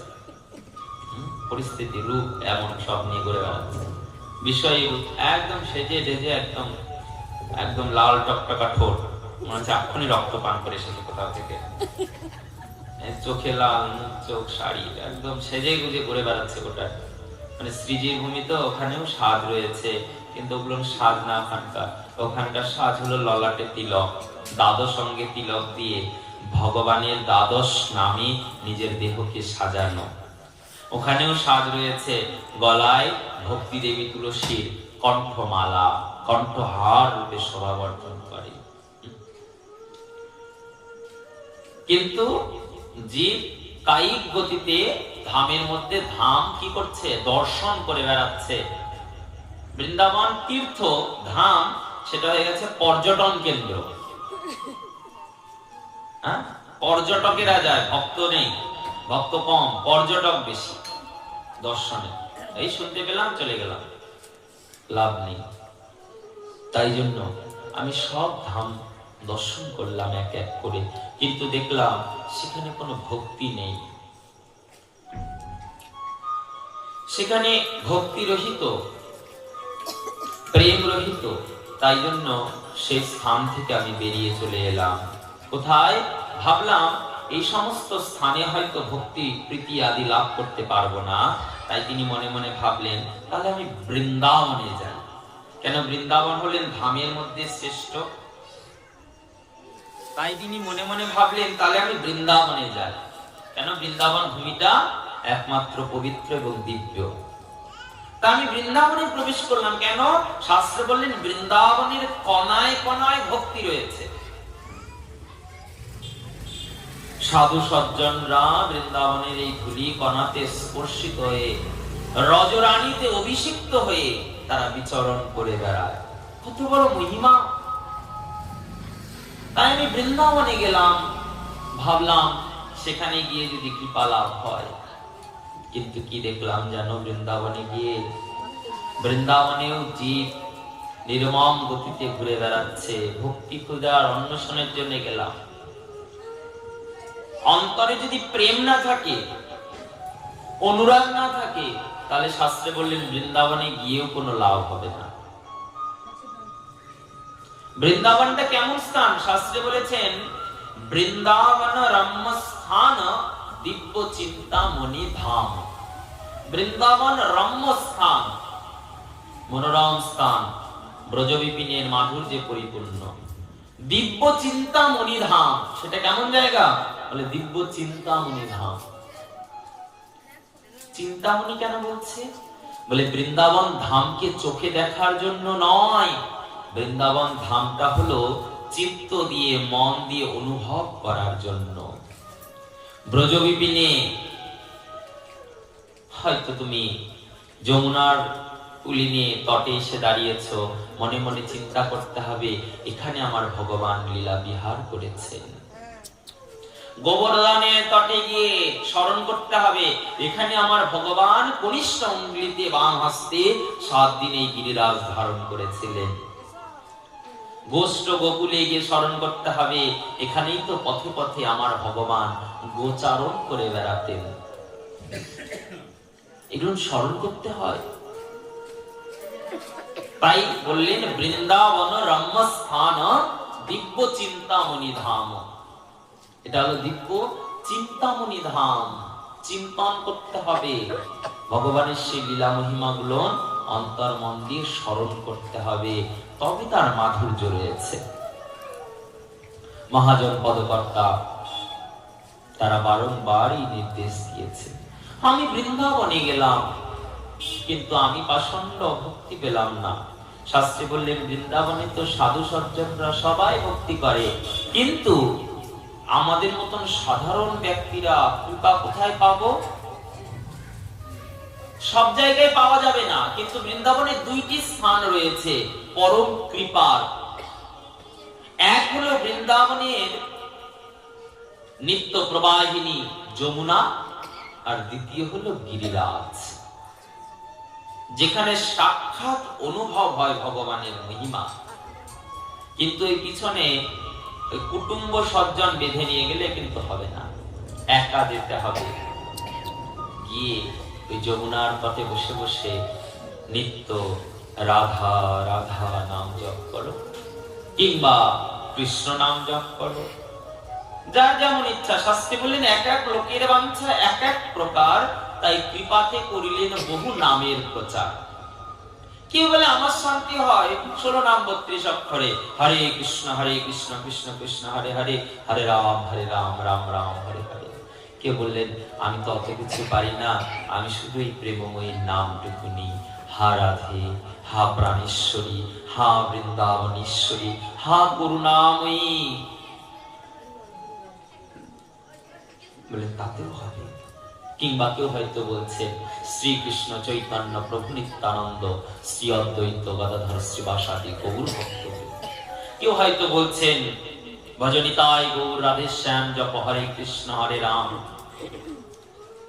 যে যে নামে করুক, হয় যমুনার ওই তটভূমিতে যমুনা কুলিনে, কিংবা গোবর্ধনের পাদদেশে যদি একাকী ওই যমুনার ধারা কিংবা গোবর্ধনকে দর্শন করে যদি নাম করতে পারো, শাস্ত্রে বলেন সাক্ষাৎ ব্রজদেবীর অনুভব সেখানে প্রাপ্ত হওয়া যায়। তাই আমি সব জায়গায় ঘুরলাম, ঘুরতে ঘুরতে ভাবলাম আমি পাষণ্ড আর ভক্তি কোথায় পাবো। তাই চলে গেলাম যমুনার তটে, যমুনা কুলিনে। সেই যমুনা কুলিনে গিয়ে আমি সেই শ্রীমতীর নাম স্মরণ করে চলতে শুরু করলাম। হঠাৎ দেখছি কি জানো, যমুনার নির্মল সরল তরঙ্গ নিত্য প্রবাহিত হচ্ছে, বেশ আনন্দ পেলাম। হঠাৎ দেখছি যমুনার তটে একজন যুবতী কান্না করছে, কাঁদছে অঝরে। তার পাশে অনেকজন তার দাসী সেবিকা, আর তার কোলের উপরে শায়িত 2 জন বৃদ্ধ। এইবার দর্শন যখন করেছে, দেবশ্রী নারদ ভাবছে যখন কিছু নারী একসঙ্গে এক স্থানে থাকে তখন সেই স্থানে যাওয়া কোনো পুরুষের একা উচিত নয়। তাই আমি দেখে ঘুরে চলে এলাম যে অনেকগুলো নারী একসঙ্গে আছে, মায়েরা কি কথা বলছে না বলছে ওই জায়গায় আমার যাওয়া ঠিক নয়। তাই আমি সেখান থেকে ফিরে চলে আসতে লেগেছি। হঠাৎ করে পিছন থেকে ডাক দিলেন। কে ডাক দিলেন বলে তা জানি না, শুনতে পেলাম ভব সাধু সদন্তিষ্টামি মদ দুঃখম মতির রহা। হে সাধু দাঁড়াও, আরে আমার দুঃখের একটু নিবৃত্তি করে যাও। দেবর্ষি নারদ ঘুরিয়েছেন, দেখছেন সেই যুবতী যে বসে আছে দুই বৃদ্ধকে নিয়ে সে কান্না করে বলছেন, হে সাধু, হে সাধু, আমার একটু দুঃখের নিবৃত্তি করো। দেবশ্রী নারদ বললেন, কে দেবী আপনি? এমন পূর্ণ যুবতী, আপনার পাশে তো দাস দাসী এগুলো কারা? আর আপনার এই যে কোলে দুইজন বৃদ্ধ, এরাই বা কে? ভক্তি দেবী সেই যুবতী, তিনি বলছেন, আহম ভক্তির তিখ্যাতা ইদম মে তানয়া। আমি হলাম ভক্তি দেবী, আর এরা দুইজন ইদম মে তানয়া, এরা হলো আমারই দুই সন্তান। জ্ঞান বৈরাগ্য নামে না কালে না জর্জরা। এদের নাম হলো জ্ঞান আর বৈরাগ্য। কালে না জর্জরা, কালের কুটিল প্রভাবে এরা এই দশা। দেবশ্রী নারদ বললেন, কিন্তু দেবী, এই জগতের তো নিয়ম যে মা বাবারা বৃদ্ধ হয়, সন্তানরা যুবক হয়। কেন? সন্তান সবসময় মাতা পিতার অনুজ হয়, পিতা মাতা অগ্রজ, তাই তারা আগে বাড়ে। কিন্তু আপনি যুবতী, আপনার সন্তানেরা বৃদ্ধ, এটা কি করে হলো? তখন দেবী বলছেন, কি বলবো, দ্রাবিড়ং জন্ম কর্ণাটয়ং পরিব্রাজ্যম মহারাষ্ট্রয়ং তদ্ভ্রমণং গুর্জরয় জর্জরম। আমার জন্ম হয়েছে, ভক্তি দেবী বলছেন, আমার জন্ম হয়েছে দ্রাবিড় দেশে, কর্ণাটকে আমি বড় হয়েছি, মহারাষ্ট্রে কেউ কেউ আমাকে গ্রহণ করেছে, কিন্তু যখন আমি গুজরাটে গিয়ে পৌঁছেছি তখন আমাকে সেখানে কেউ মানল না। তাই আমি আমার দুই সন্তানকে নিয়ে চলে এলাম বৃন্দাবনে। বৃন্দাবনম পাদরেকম পুনর্জন্ম নবীনম প্রাপ্ত। যেই বৃন্দাবনের ভূমিতে আমি পা রেখেছি, আমি ছিলাম বৃদ্ধ, ওই দ্রাবিড়ে জন্ম, কর্ণাটকে বড় হলাম, কিছুকাল মহারাষ্ট্রে কাটালাম, গুজরাটে এসে তো বৃদ্ধা হয়ে গেছে। ভক্তি দেবী বৃদ্ধা, দুই যুবক সন্তান জ্ঞান আর বৈরাগ্য, তাদেরকে নিয়ে প্রবেশ যেই করলাম বৃন্দাবনে, বৃন্দাবনের ভূমি স্পর্শিত হতেই আমি হয়ে গেলাম পূর্ণ যুবতী, আর আমার দুই যুবক সন্তান হয়ে গেলেন বৃদ্ধ, জড় একদম মৃত প্রায়। বলুন সাধু,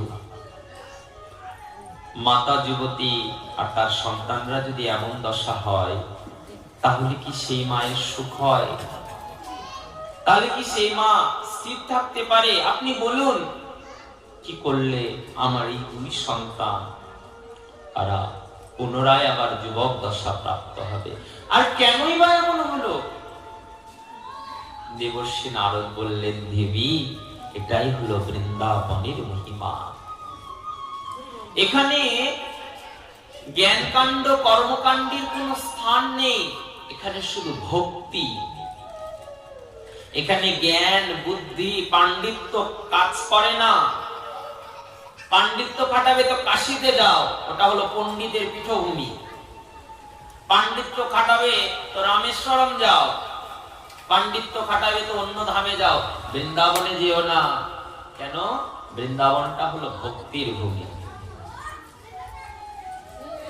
তাই জন্য যেই মাত্র প্রবেশ করেছি আমি বৃন্দাবনে, জ্ঞান আর বৈরাগ্য, দেবশ্রী নারদ বলছে, বৃন্দাবনেতে এদের কোনো কাজ নেই। জ্ঞান দিয়ে এই রাধারানীর ভূমিতে কোনো লাভ নেই। বৈরাগ্য বুদ্ধি বলে এখানে কাজ নেই। এখানে একমাত্র সম্বল হলো জীবের প্রেম ভক্তি। তাই এখানে ভক্তি দেবী যুবতী, যুবতী স্বরূপ, অর্থাৎ একদম বল শক্তিতে পূর্ণ শক্তিধারী। আর জ্ঞান দুর্বল, জড় দশা, বৃদ্ধ। বৈরাগ্য এও একই। তাই জন্য বলছেন, সেই জন্য এরা এমন দশা। ভক্তি দেবী বলছেন, কিন্তু প্রভু, মা যুবতী আর সন্তানেরা যদি বৃদ্ধ হয়, মায়ের কি সুখ হয়? আপনি বলুন, কি করে আমার এই সন্তানদের যুবক দশা আবার আমি প্রাপ্ত করাবো? দেবশ্রী নারদ বলছেন, হে দেবী, আমি এই ব্রজরানী ব্রজরথকে স্পর্শিত করে প্রতিজ্ঞা করছি, আমি আপনার সন্তানদেরকে যুবক করব। যুবক করব? আচ্ছা বেশ। ভক্তি দেবী খুশি হলেন, বেশ তাহলে করুন। দেবর্ষি নারদ পরম ব্রহ্মচর্য বিদ্যায় প্রতিষ্ঠিত, প্রতিজ্ঞা করলেন আমি এদেরকে যুবক করব। তাই অনন্য বেদ বেদান্তের মন্ত্র, গীতা, বিভিন্ন উপনিষদ, সব মন্ত্রগুলো তাকে বলতে শুরু করলেন। দিব্য মন্ত্রতে ওই জড় জড় অর্ধমৃতপ্রায় সন্তান তারা ধীরে ধীরে ধীরে ধীরে সতেজ হয়ে চোখ খুলছে, কিন্তু মন্ত্র শেষ হতে আবার মূর্ছিত হয়ে পড়ে যাচ্ছে।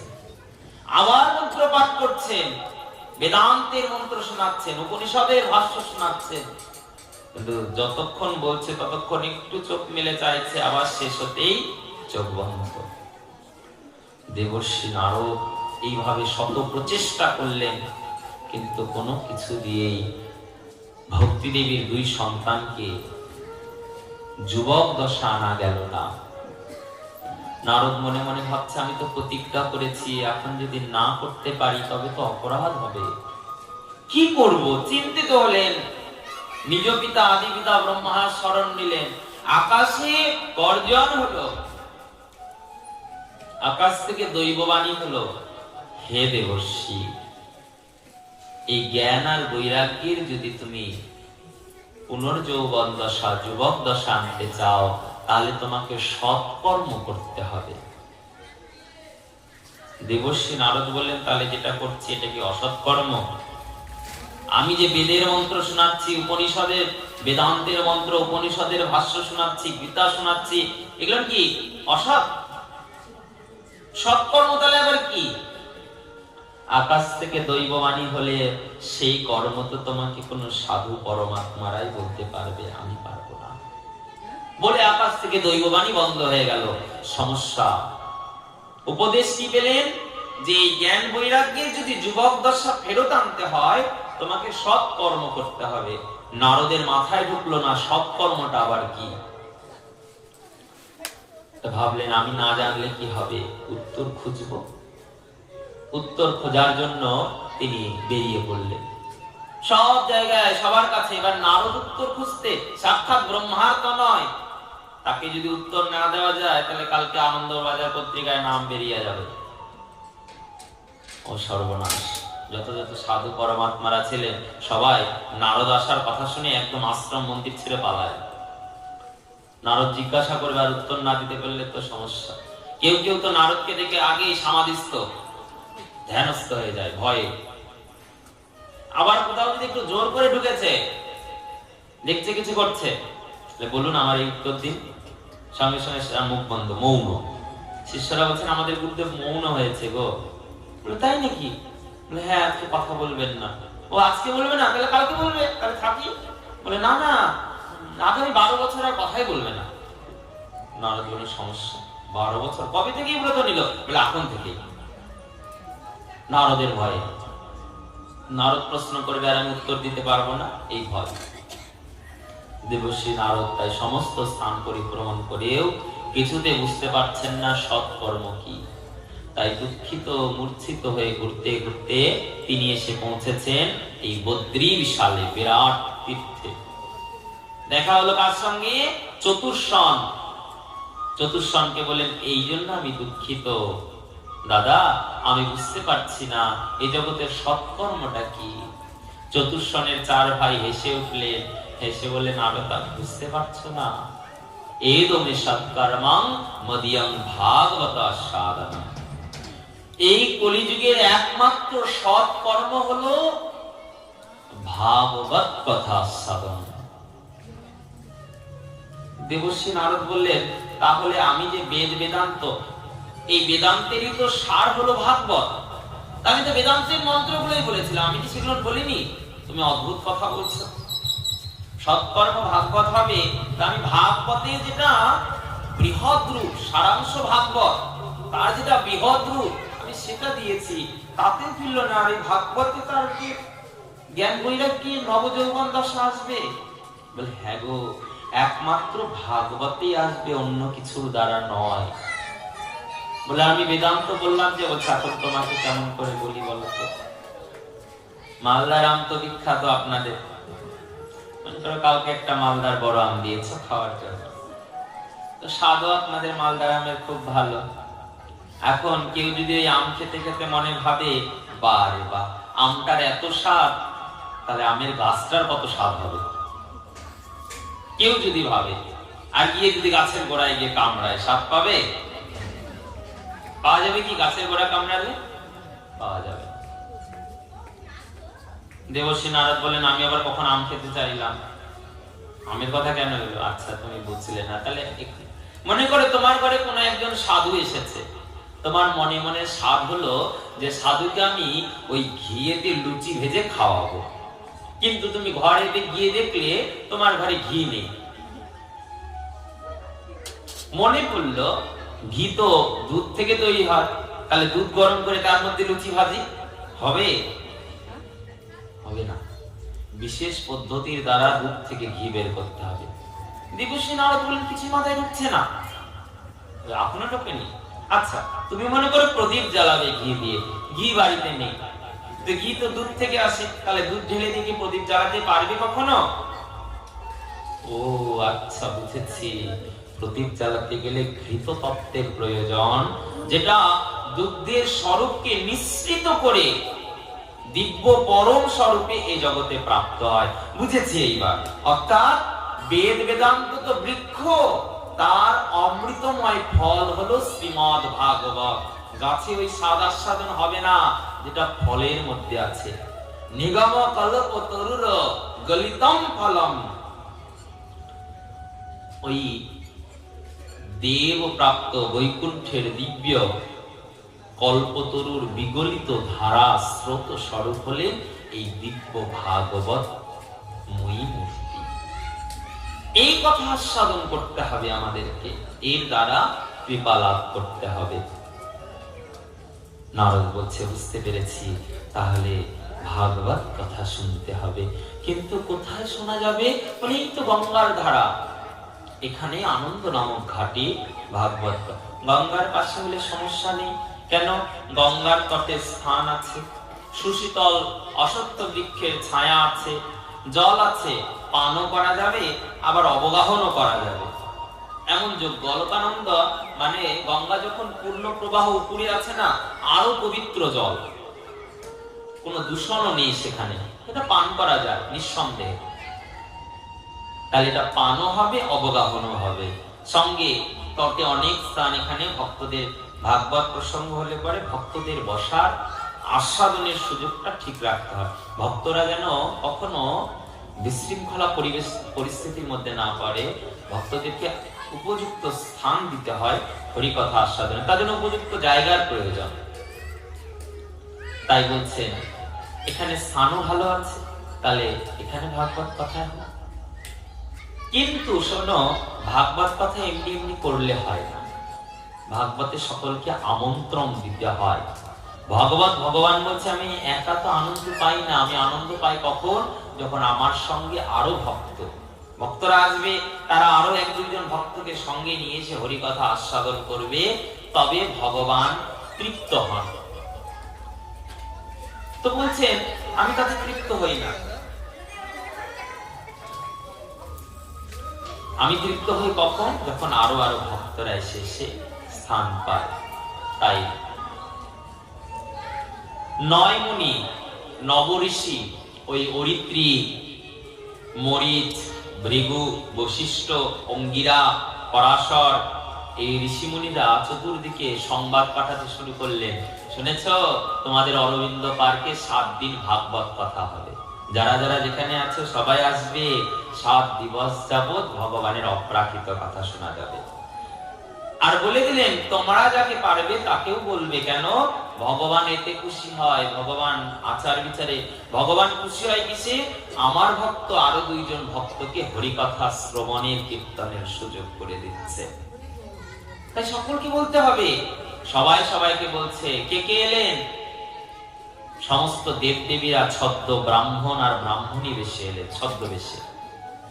সমস্ত ধাম তীর্থগুলো ব্রাহ্মণীর রূপ ধারণ করে তারাও সেখানে এসে এসে আসন নিলেন। যত ঋষি ছিলেন সব ঋষিরা এলেন। অগস্ত্য, পুলক, দুর্বাসা, ভৃগু, অঙ্গিরা সবাই এসেছেন। ভৃগুমুনি খুব করে সবাইকে আমন্ত্রণ করলেন। সবাই এসে বসলেন, ভাগবত শুরু হলেন। ব্যাসাসন নির্মাণ করা হলো উচ্চে। নিয়ম আমাদের থেকে যেন ব্যাসাসন ঊর্ধ্বে থাকে। ভাগবত হলো সাক্ষাৎ ভগবানের স্বরূপ। একদিন একদিন করে এখন ভাগবত হবে, আর ভাগবতের স্বরূপটা তোমরা একটু একটু করে করে হৃদয়ঙ্গম করতে পারবে। ভাগবতের স্বরূপটা কি? এটা হলো সাক্ষাৎ ভগবত স্বরূপ, ভগবান স্বরূপ। একে সবসময় ঊর্ধ্বে রেখে আমাদেরকে নিম্নে থাকা উচিত। ওই জন্য ভাগবতকে উচ্চ স্থান দিতে হয়। এবার দিব্য ব্যাসাসন নির্মাণ হলেন। ব্যাসাসনে উপবেশন করলেন চারজন ব্রহ্মার মানস পুত্র, এই চতুর্শন, সনক, সনন্দন, সনক কুমার আর সনাতন। চারজনই ভাগবত আসনে বসছেন। ভাগবত গ্রন্থকে আনা হলো। ধাম তীর্থরা সেখানে এসে উপস্থিত। স্বর্গের দেব দেবী, অপ্সরা, গন্ধর্ব, কিঙ্কর সবাই চলে এসেছে। তারা গান করছে, নৃত্য করছে। কেন? এখানে ভগবানের কথা হবে, তাই এটা বিধি। যেখানে ভগবানের কথা হয় সেখানে দেব দেবীরা আসে। ধাম তীর্থরা এই স্থানে ওই সময় আমন্ত্রিত হয়ে আসে। বেদগঙ্গার ধারায় এই যে ভাগবত স্থলের চার কর্নারে চারটি ঘট স্থাপন করা হয়, বিধি। কেন এই চারটি ঘট করা হয়? এই ঘটগুলো কিসে? লিপিকাদি বলো, কিনে আনছো তুমি?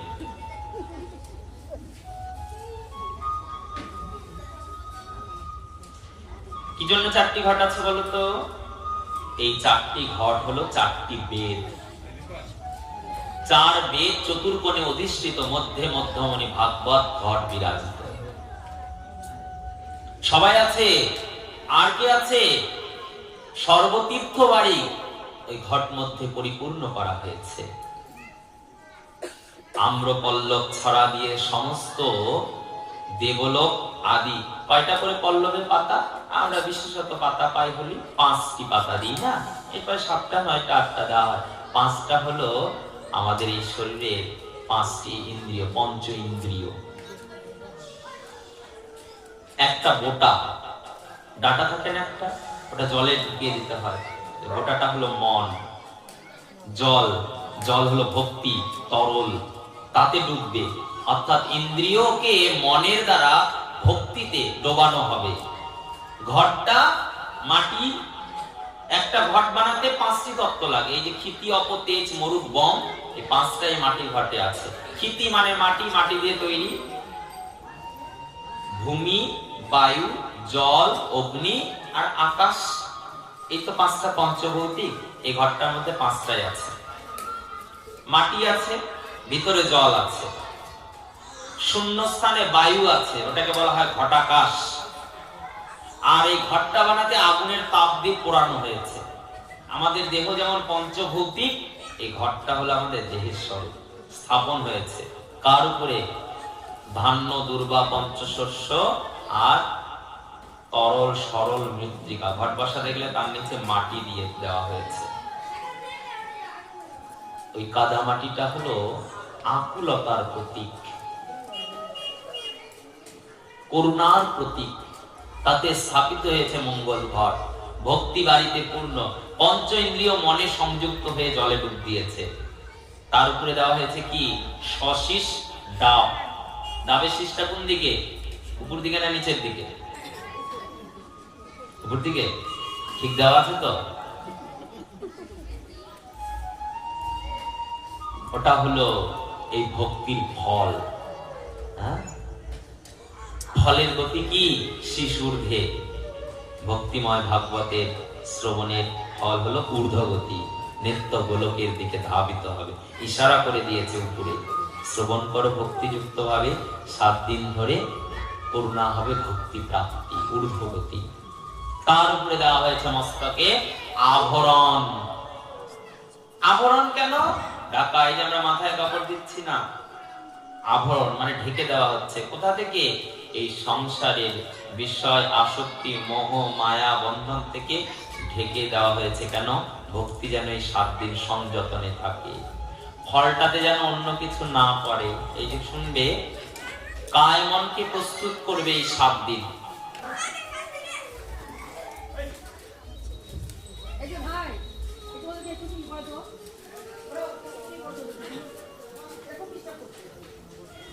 এই কায় মনকে সদা সর্বদা স্থির চিত্তে মনোনিবেশ করে চিত্তকে স্থির করতে হবে যে প্রভু আমি যেন ভক্তিময় ভাবে এই 7 দিন তোমার এই কথাস্থলে বসে অপ্রাকৃত কথাকে, 7 দিন তো, তারপরে কি শেষ? কার ভাগ্যে কি জুটবে, কে জুটবে না জুটবে কিছু বলা যায় না। তাই ভক্তি ভাবে এই 7 দিন ভগবানের কথা আস্বাদনের জন্য মহিমার দিবসে সংকল্পবদ্ধ হতে হয়। তাই ভাগবতের পরমহংস পরম মহিমায় আমরা আস্বাদন করছি। চতুর্শন আসনে বসে গেলেন, সব তীর্থরা সেখানে চলে এসেছেন, আহ্বানিত হয়েছেন তীর্থরা। এই তোমাদের মধ্যে থাকা মানুষেরা, ভক্তরা, এখানে প্রায় অনেক ভক্ত সংখ্যা প্রথম দিনই, ভালো, উত্তম। এতে ভগবান সন্তুষ্ট এবং খুশি হবে যে আমার কথা শোনার জন্য ভক্তরা এসেছে। আপনারা আরো সবাইকে বলবেন, সবাই মিলে এসে ভগবানের কথা শুনবে, এতে ভগবানের তৃপ্তি। ভগবান খুশি হয় না যে আমাকে ভালো ভালো কমলা লেবু খাওয়ালে খুশি হব, ভগবান খুশি হয় না যে আমাকে ওই টাকা পয়সা ধন ভেট দিলে খুশি হব, ভগবান খুশি হয় না আমাকে বস্ত্র অলংকার দিলে খুশি হব। ভগবান খুশি হয় যখন তার ভক্তরা ভক্তি চিত্তে এসে তার কথা শোনে, তার মহিমা শোনে। তাই একটা পরম সুযোগ আমরা পেয়েছি এই ভূমিতে 7 দিনের ভগবানের কথা। তাই ওই আনন্দ ঘাটে চতুর্দিকে সমস্ত তীর্থরা তারা নরমূর্তি ধারণ করে সে নৃত্য করছে, নাচছে, এখানেও নাচছে বিভিন্ন রূপে তারা। কেন? তারা খুশি। কেন? ভুবন মঙ্গল ভগবানের কথা হবে, তারা এত খুশি, এত খুশি। তীর্থরা পর্যন্ত নাচছে, ধাম নাচছে, দেবদেবীরা নাচছে, অপ্সরারা নৃত্য করছে, গন্ধর্বরা গান গাইছে, কিঙ্করেরা বাদ্য বাজাচ্ছে। কি আনন্দ! 4 জন ব্রহ্মার কুমার ব্যাসাসনে বসে পড়েছেন। শুরু হলো ভাগবতের মঙ্গলাচরণ, প্রথম দিনের মাহাত্ম্য পাঠ। মাহাত্ম্য পাঠ কালে যত সমস্ত লোক এসেছে সবাই আপ্লুত চিত্তে, ওই যে আমরা প্রথমে বললাম না, সবাই করজোর করে মাহাত্ম্যের প্রথম শ্লোক বলবো। সবাই মিলে ভাগবত ভগবান পরমহংসকে স্মরণ করছেন। হেনকালে ভক্তি দেবী চলে এসেছেন। কেন? ভক্তি বুঝতে পারলেন আজকে ব্রহ্মাণ্ডের, অনন্ত ব্রহ্মাণ্ডের যত তীর্থ, যত দেব দেবী, যা কিছু সব ভক্তিযোগ্য স্থলে উপনীত ভাগবত বাসরে। তাই ভক্তি দেবী এলেন। দেবর্ষি নারদ দাঁড়িয়ে আছেন। ভক্তি দেবী তার 2 জড় সন্তানের জ্ঞান বৈরাগ্যকে নিয়ে এসে হাজির। ভাগবতের দিব্য স্তোত্র পাঠ হচ্ছে, শ্লোক মঙ্গলাচরণ হচ্ছে। অপ্সরারা গন্ধর্বরা চতুর্দিক থেকে তারা তাদের জয়ধ্বনি আদিকে ধুইয়ে দিয়েছে সেই স্থান। এইদিকে ভাগবত কথা শুরু হলো প্রথম স্কন্ধ থেকে। ভক্তি দেবী এসে ভাগবত বাসরে প্রণাম করে দেবর্ষি নারদকে বললেন, নারদ, আমরা কোথায় থাকবো? 2 সন্তানকে তো নিয়ে এসেছে, আমরা কোথায়? আপনি এখানে বসুন। ভাগবতের প্রথম শ্লোক দিয়ে যখনই ভাগবত কথা শুরু হলো, ওই যে মূর্ছিত জড় জড় দেহ জ্ঞান বৈরাগ্য ধীরে ধীরে তাদের অসার শরীরটা সচেতন হয়ে পূর্ণ শক্তিশালী হয়ে জ্ঞান বুদ্ধি বিবেকে একদম জাগ্রত হয়ে উঠে তাকিয়েছে। ভক্তি দেবী 2 সন্তানকে নিয়ে সামনে হাজির, ভক্ত মধ্যে এসেছে। বসবে কোথায়? দেবর্ষি নারদ বললেন, শোনো, ভগবানের কথা শুনে জ্ঞান বৈরাগ্যের চেতন ফিরেছে, তুমিও নবীন যুবতী হয়েছো, তোমাকে আমি নির্দেশ দিলাম, হে ভক্তি দেবী, আজ থেকে তুমি তোমার 2 সন্তান জ্ঞান আর বৈরাগ্যকে নিয়ে যেই যেই স্থানে ভগবানের কথা কীর্তন হয় সেখানে গিয়ে ভক্তদের হৃদয় মধ্যে তুমি আসন গ্রহণ করবে।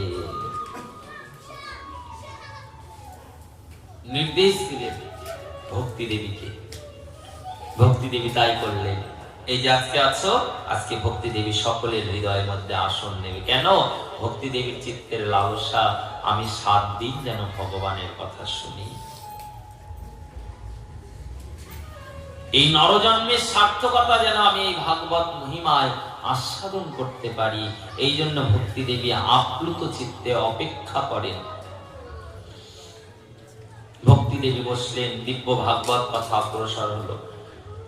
4 জন ভাই বক্তার আসনে বসে ভাগবত কথা নিত্য পাঠ করে যাচ্ছেন। এক এক করে 7 দিনের পাঠ পূর্ণ হতেই দেবদেবীরা তো আগে এসেছিলেন। এবার প্রথম দিনের পাঠ পূর্ণান্তেই সুখদেব ব্রহ্মচারী দিব্য স্বরূপে সেখানে উপস্থিত। 7 দিবস ভাগবত হতে সাক্ষাৎ ভগবান শ্রীমতীকে বামে নিয়ে ভাগবত যজ্ঞশালে দর্শন করছেন। কে কে শুনছে রে আমার ভাগবত? কে কে মনে শুনছে ভগবানের কথা? ওই চিত্তে দেখছে। কেন? কে বলে দিবে কে কে শুনছে? আমাদের মধ্যে বসে থাকা ভক্তি দেবী ওখান থেকে উকি মেরে ভগবান বলে, প্রভু দেখো এই ভক্তটা না আপ্লুত চিত্তে তোমার কথা শুনছে, আসো। ভক্তি দেবী আসন বিছিয়েছে, ভগবান সে আসনে গিয়ে উপবেশন করেন। দিব্য 7 দিবসীয় যজ্ঞের এই মহিমা বর্ণনা করলেন। সাক্ষাৎ ভগবান পূর্ণ ঐশ্বর্যময় হয়ে সেখানে এলেন। সবাই দর্শন করছেন। স্বয়ং ভগবান শ্রীমতীকে পাশে নিয়ে সাক্ষাৎ উপবেষ্টিত। বলে, ভাগবতে এই মহিমা হয়? বলেন, হ্যাঁ, ভাগবত হলো ত্রিবেণীর সঙ্গম। ত্রিবেণী সঙ্গম কোথায় আছে? প্রয়াগে গঙ্গা, যমুনা, সরস্বতী। এই যে আজকে তোমরা এসেছো এই ত্রিবেণী সঙ্গমে। এখানে কোন ত্রিবেণীর সঙ্গম? এখানেও 3টি ত্রিবেণী আছে। কি কি? ওই যে জ্ঞান, ভক্তি, বৈরাগ্য। ভাগবত, ভগবত, ভক্তি, জ্ঞান, জ্ঞান, বৈরাগ্য, ত হলো তত্ত্ব। জ্ঞান আর এই বৈরাগ্য যে রয়েছে ভক্তি দেবীর 2 সন্তান, এরা এই ভক্তির দ্বারাই প্রাপ্ত হয়। এর জন্য আলাদা করে ওই মহাভারত উপনিষদ পড়ার প্রয়োজন নেই। এই মহাপুরাণ যদি আস্বাদন করতে পারো, শাস্ত্র বলেন এর মধ্যে দিয়ে ভক্তি তো পাবে, সঙ্গে জ্ঞান বৈরাগ্যও পাবে। ত্রিবেণী সঙ্গম হলো ভাগবত, ভগবত, ভক্তি, জ্ঞান, বৈরাগ্যের তত্ত্ব, ত্রিবেণী। আবার আরেক ত্রিবেণী কে কে? এখানে ভক্ত, ভগবান আর শাস্ত্র, এই 3-এর মিলন। ভক্তের সঙ্গে ভগবান কার দ্বারা মিলিত হচ্ছে? এই শাস্ত্রের আশ্রয়ে, ভগবানের কথার দ্বারা। আমরা পরম কৃপাবান যে মহাপ্রভুর কৃপায় কলিযুগে এই দিব্য ভাগবত আমরা অনন্য চিত্তে লাভ করেছি। এই রূপে জ্ঞান, বৈরাগ্য এবং ভক্তি দেবী তাদের সকলের উদ্ধারের কথা বললেন। দিব্য চিন্তামন স্বরূপে ভগবান এই জগৎকে কৃপা করছেন। সুত গোস্বামী বললেন, এই রূপে জ্ঞান বৈরাগ্যকে চেতনা দিয়ে এই ভাগবত তাকে হৃদয়ে স্থান দিয়েছে। আর সৌনকাদি ঋষিরা বললেন, আর এই ভাগবতে কি হয় গো? তখন ওই ধুন্ধুকারীর উপাখ্যান শ্রবণ করালেন। তুঙ্গভদ্রা নদীর তীরে অনুপম নগর, আত্মদেব ব্রাহ্মণ, তার স্ত্রী ধুন্দুলি, খুব ভালো, সব কিছু আছে সংসারে, কোনো অভাব নেই। তাদের বিদ্যা, বুদ্ধি, জ্ঞান, ধন, ঐশ্বর্য সব আছে, কিন্তু একটি অভাব। ওই যে শাস্ত্র বলে না, সবাইকে সব দিয়েও ভগবান কোনো একটা ত্রুটি ভগবান রেখে দেয়। স্বয়ং সম্পন্ন কাউকেই ভগবান করেন না, কিছু একটা দুঃখ রাখেন। আত্মদেবের মনের মধ্যে একটা দুঃখ, তার কোনো সন্তান নেই। ভাবছে সন্তান ছাড়া এই দেহের সৎকার কে করবে? সন্তান ছাড়া আমার জীবনের অন্ত্যেষ্টি ক্রিয়া কে করবে? সন্তান ছাড়া আমার বংশকে কে প্রতিপালন করবে? সব আছে, কিন্তু মনে একটা দুঃখ যে ভগবান আমার কোনো সন্তান নেই। ভগবান পরমেশ্বর আত্মদেবকে বললেন, প্রভু এই জন্ম তো দূরের কথা, আগামী 7 জন্মে তোমার কোনো সন্তান হবে না। আত্মদেব বলছেন, সন্তানই হবে না? তাহলে আর এই জগতে বেঁচে কি লাভ? চলে গেলেন মরার জন্য বনের মধ্যে। কেবল ঝাঁপ দেবেন, সেই সময় এক সাধু আটকেছে। আত্মহত্যা কেন করছো? তোমার গলায় দেখছি যজ্ঞসূত্র পইতে ঝুলছে, মানে তুমি ব্রাহ্মণ, তাহলে মরবে কেন? বলে, মরবো না, আমার যে কোনো সন্তান নেই। অনেক বুঝালেন, শাস্ত্র বললেন সন্তানের দ্বারা আমাদের এই জন্মের ঋণ শোধ হয়। তো সন্তান নেই, তাই বেঁচে কি লাভ? সাধু কত সুন্দর বলছে, সন্তান নেই তাহলে তোমার কিসের চিন্তা? সন্তান কাকে ভগবান দেয়? বলে, যার জন্মে ঋণ থাকে, ঋণ শোধ করার জন্য সন্তান দেয়। আর যার সন্তান নেই, সাধু বলেন, তাহলে তোমার জীবনে কোনো ঋণই নেই, শোধ করতে লাগবে না, তুমি নিজেই শোধ করে চলে ভজন করো, ভজন করে নিজের ঋণ নিজে শোধ করে চলে যাবে। কিন্তু কিছুতেই আত্মদেব শুনবেন না। সাধু দুঃখিত হয়ে ভাবলেন যে আমার সামনে তো কাউকে তো মরতে দেখতে পারবো না, তাই জন্য সাধু প্রার্থনা করলেন, বেশ মরবেন না আপনি, আমি আপনাকে একটা ফল দিচ্ছি। এই ফলটা খেয়ে আপনার স্ত্রী এক সুন্দর পুত্র সন্তানের প্রাপ্তি করবে। আমরা ধুন্ধুকারীর উপাখ্যান বহুবার ভাগবত যজ্ঞের দ্বারা আস্বাদন করি, কিন্তু ধুন্ধুকারী মা ওই ধুন্দুলি সেই ফল গ্রহণ করেননি। কেন? ওই প্রসব যন্ত্রণা, সন্তান লালন পালন, এত কষ্ট, আমার দ্বারাই হবে না। ফলকে গরুকে খাইয়ে দিলেন। ঘরে গরু ছিল, তারও আবার বাচ্চা হয় না, তাকে খাইয়ে দিয়েছে। এবার একজনের থেকে ওই চুক্তি করে অর্থের বিনিময়ে একটা সন্তান নিয়ে নিয়েছে। আর ওই যে গরুটাকে ফল খাইয়েছে, ওরও পূর্ণ সময় হতে ওর একটা বাচ্চা হলো। কিন্তু বাচ্চাটা দেখতে হলো মানুষের মতন, সাধুর বরদান, কিন্তু কানগুলোর হলো গরুর মতন বড় বড়, তাই নাম রাখা হলো গোকর্ণ। আত্মদেব ব্রাহ্মণ নিজের সন্তান, যেটাকে ধুন্দুলি ছলনা করে এনেছে, তাকে আর সেই গোধেনুর থেকে প্রাপ্ত হওয়া সেই সাধুর প্রসাদীয় সন্তান, তাকেও গ্রহণ করেছে। সেই সন্তানের নাম হয়েছে গোকর্ণ। আর আত্মদেব নিজের সন্তান বলে যাকে চিনেছে, তার নাম রেখেছে ধুন্দুলি রেখেছে। ওরে বাবা, আমার ছেলে তো, আমার নাম ধুন্দুলি, তো আমার ছেলের নাম হবে ধুন্ধুকারী। আমার নামের সঙ্গে মিলে আমার ছেলের নাম হবে। দেখেছে নাম, ভালো কথা, কিন্তু ধুন্ধুকারী হয়ে গেল অসন্ত, দুরাচার, অসৎসঙ্গ, পতিতালয়, সুরা, মদ্য, মাংস আদিতে ব্রাহ্মণ হয়ে জীবনকে নষ্ট করে ফেলছে। আত্মদেব মনে মনে ভাবছেন, হায় রে, এইরকম সন্তান হওয়ার থেকে না হওয়াই ভালো ছিল। আকাশ থেকে দৈববাণী বলছেন, কি গো আত্মদেব, তোমাকে না বলেছিলাম সন্তান নিও না? কে বলেছে সন্তান হলে সন্তান মান রাখে? পুত্র হয় মূত্র তুল্য, যদি না কহে আজ্ঞা। পুত্র কেমন হয়? বলে মূত্র তুল্য, ত্যায্য। যেমন আমাদের শরীরের মূত্র আমরা ত্যাগ করি, পুত্র ত্যায্য হয়ে যায় যদি পিতৃ আজ্ঞা পালন না করে। আমাদের কর্তব্য, কিন্তু পুত্ররা কেউ পিতৃ আজ্ঞা আদি পালন করছেন না। আজ ধুন্ধুকারী এমন হয়েছে, পতিতাদের নগরে গিয়ে থাকে, দেখতে দেখতে একটা পতিতাকে আবার বিয়ে করে ঘরেও নিয়ে চলে এসেছে। আত্মদেব ব্রাহ্মণ এই কষ্ট সহ্য করতে পারলেন না। দেখো, মানুষের জীবন কষ্ট শেষ আছে, ভেবেছিল ছেলে হলে পরে আমার সব হয়ে যাবে। এমন ছেলে ভগবান দিল যে তার হওয়ার থেকে না হওয়াটাই হয়তো ভালো ছিল। আত্মদেব ব্রাহ্মণটাই সব ত্যাগ করে বনে চলে গেলেন। ধুন্দুলি রইলেন, রোজ ধুন্দুলির উপরে অত্যাচার করে, তাকে মারে, ধরে, তার থেকে টাকা চায়, এইভাবে রোজ অত্যাচার করে। ধুন্দুলি টাকা দেয়, কখনো দেয় না। একদিন ধুন্দুলিকে ধরে আত্মদেব ব্রাহ্মণের সেই সন্তান ধুন্ধুকারী মেরে দিয়েছে। যখন মেরে ফেলেছে, ভাবছে মা তো মরে গেছে, এখন কি করবো? পালিয়ে চলে গেছে পতিতার কাছে, যাকে নিয়ে ঘর বেঁধেছে। আমি না মাকে মেরে ফেলেছি, মা টাকা দিচ্ছিল না কিছুতে, মেরে ফেলেছে, মেরে আমাদের কাছে এসেছো কেন? পতিতারা ওই রাত্রে বালিশ চাপা দিয়ে ধুন্ধুকারীকে মেরে পিছনে কুয়োর মধ্যে ফেলে দিয়েছে। দেখো, ভালো কর্মের ফল সবসময় ভালো, আর মন্দ কর্ম করে ভাবছে আমাকে কেউ দেখেনি, কেউ করিনি, কিন্তু শাস্ত্রে বলেন একজন দেখার মালিক আছে, নিরন্তর দেখছে কি কি করছি আমরা, তিনি ঠিক বিচার করে বুদ্ধি করে সেই রূপ ফল দান করে। তাই জন্য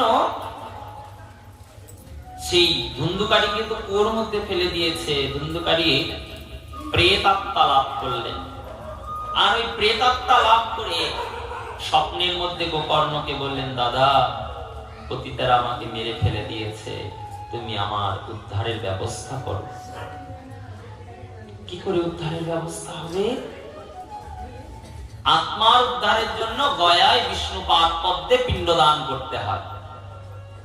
গিয়ে পিণ্ডদান করলে আবার পরের দিন স্বপ্নের মধ্যে এসেছে, না দাদা, আমি শান্তি পাচ্ছি না, আমার শরীর জ্বলে যাচ্ছে এই প্রেতাত্মায়, তুমি কৃপা করে আমাকে উদ্ধারের ব্যবস্থা করো।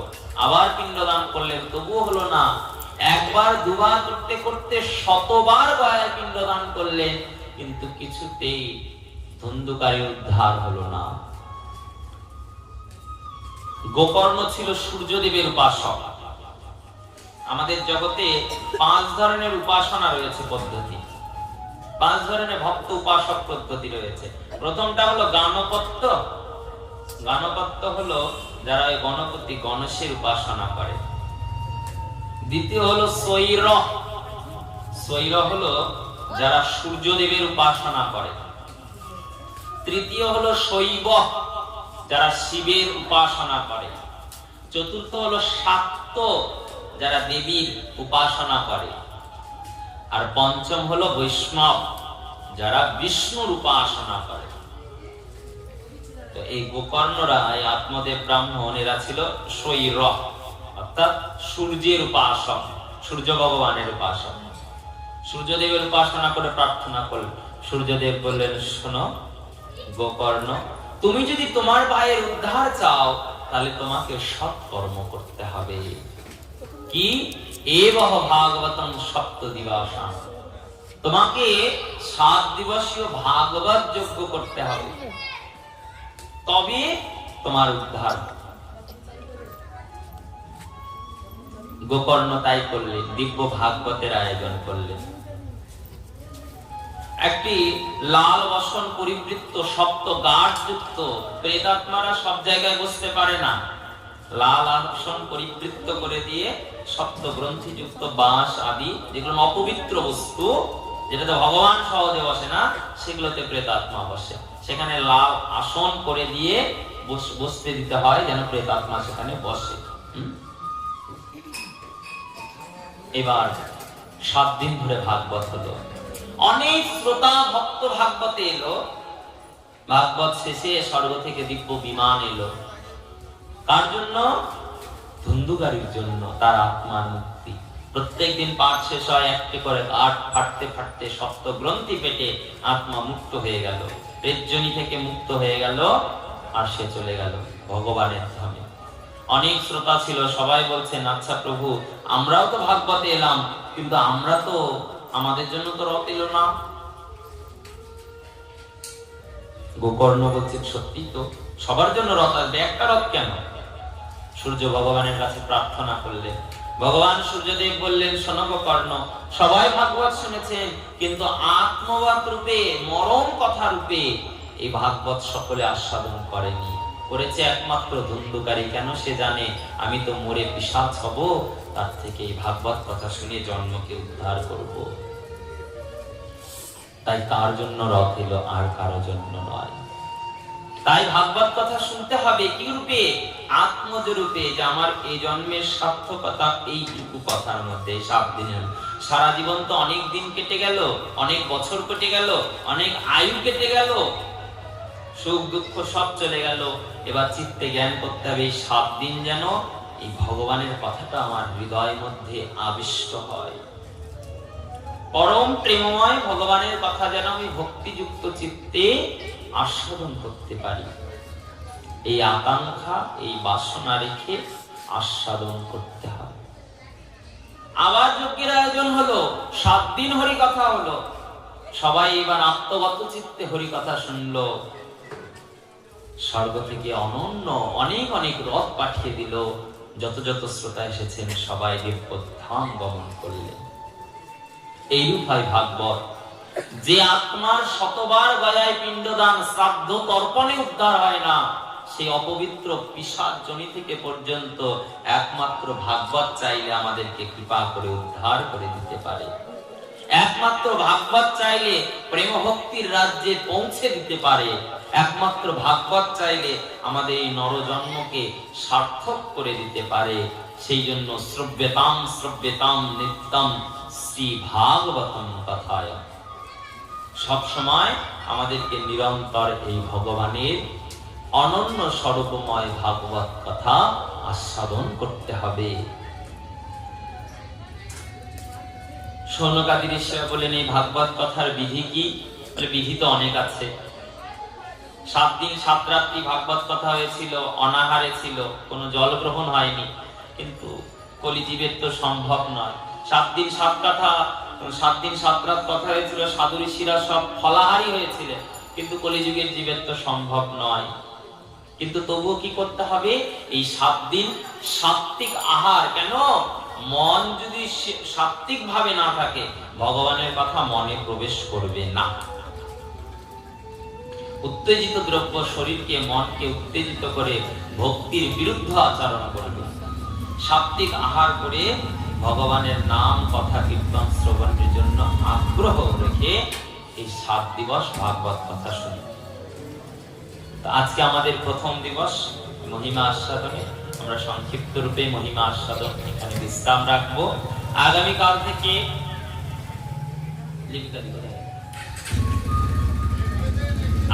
থেকে আমাদের যে ভাগবত কথা বাকি 6 দিন থাকছে, সেই সময়টা আমাদের সঠিক থাকবে। কেননা আজকের দিনটা অধিবাস, ঘটস্থাপন আদি, তারপরে আবার কথা প্রসঙ্গ শুরু, সেই জন্য একটু সময়টা আমাদের ব্যতিক্রম, দেরি হয়ে গেল। সেই জন্য আপনাদের কাছে ক্ষমা প্রার্থী। কেননা একটা আয়োজনের জন্য অনেকটা সময় লাগে, ক্ষুদ্রের দ্বারা হয় না, অনেকের কর্মের দ্বারা এটা পূর্ণ হয়। এটা সকলের যোগ্য, আপনাদের গ্রামবাসীদের।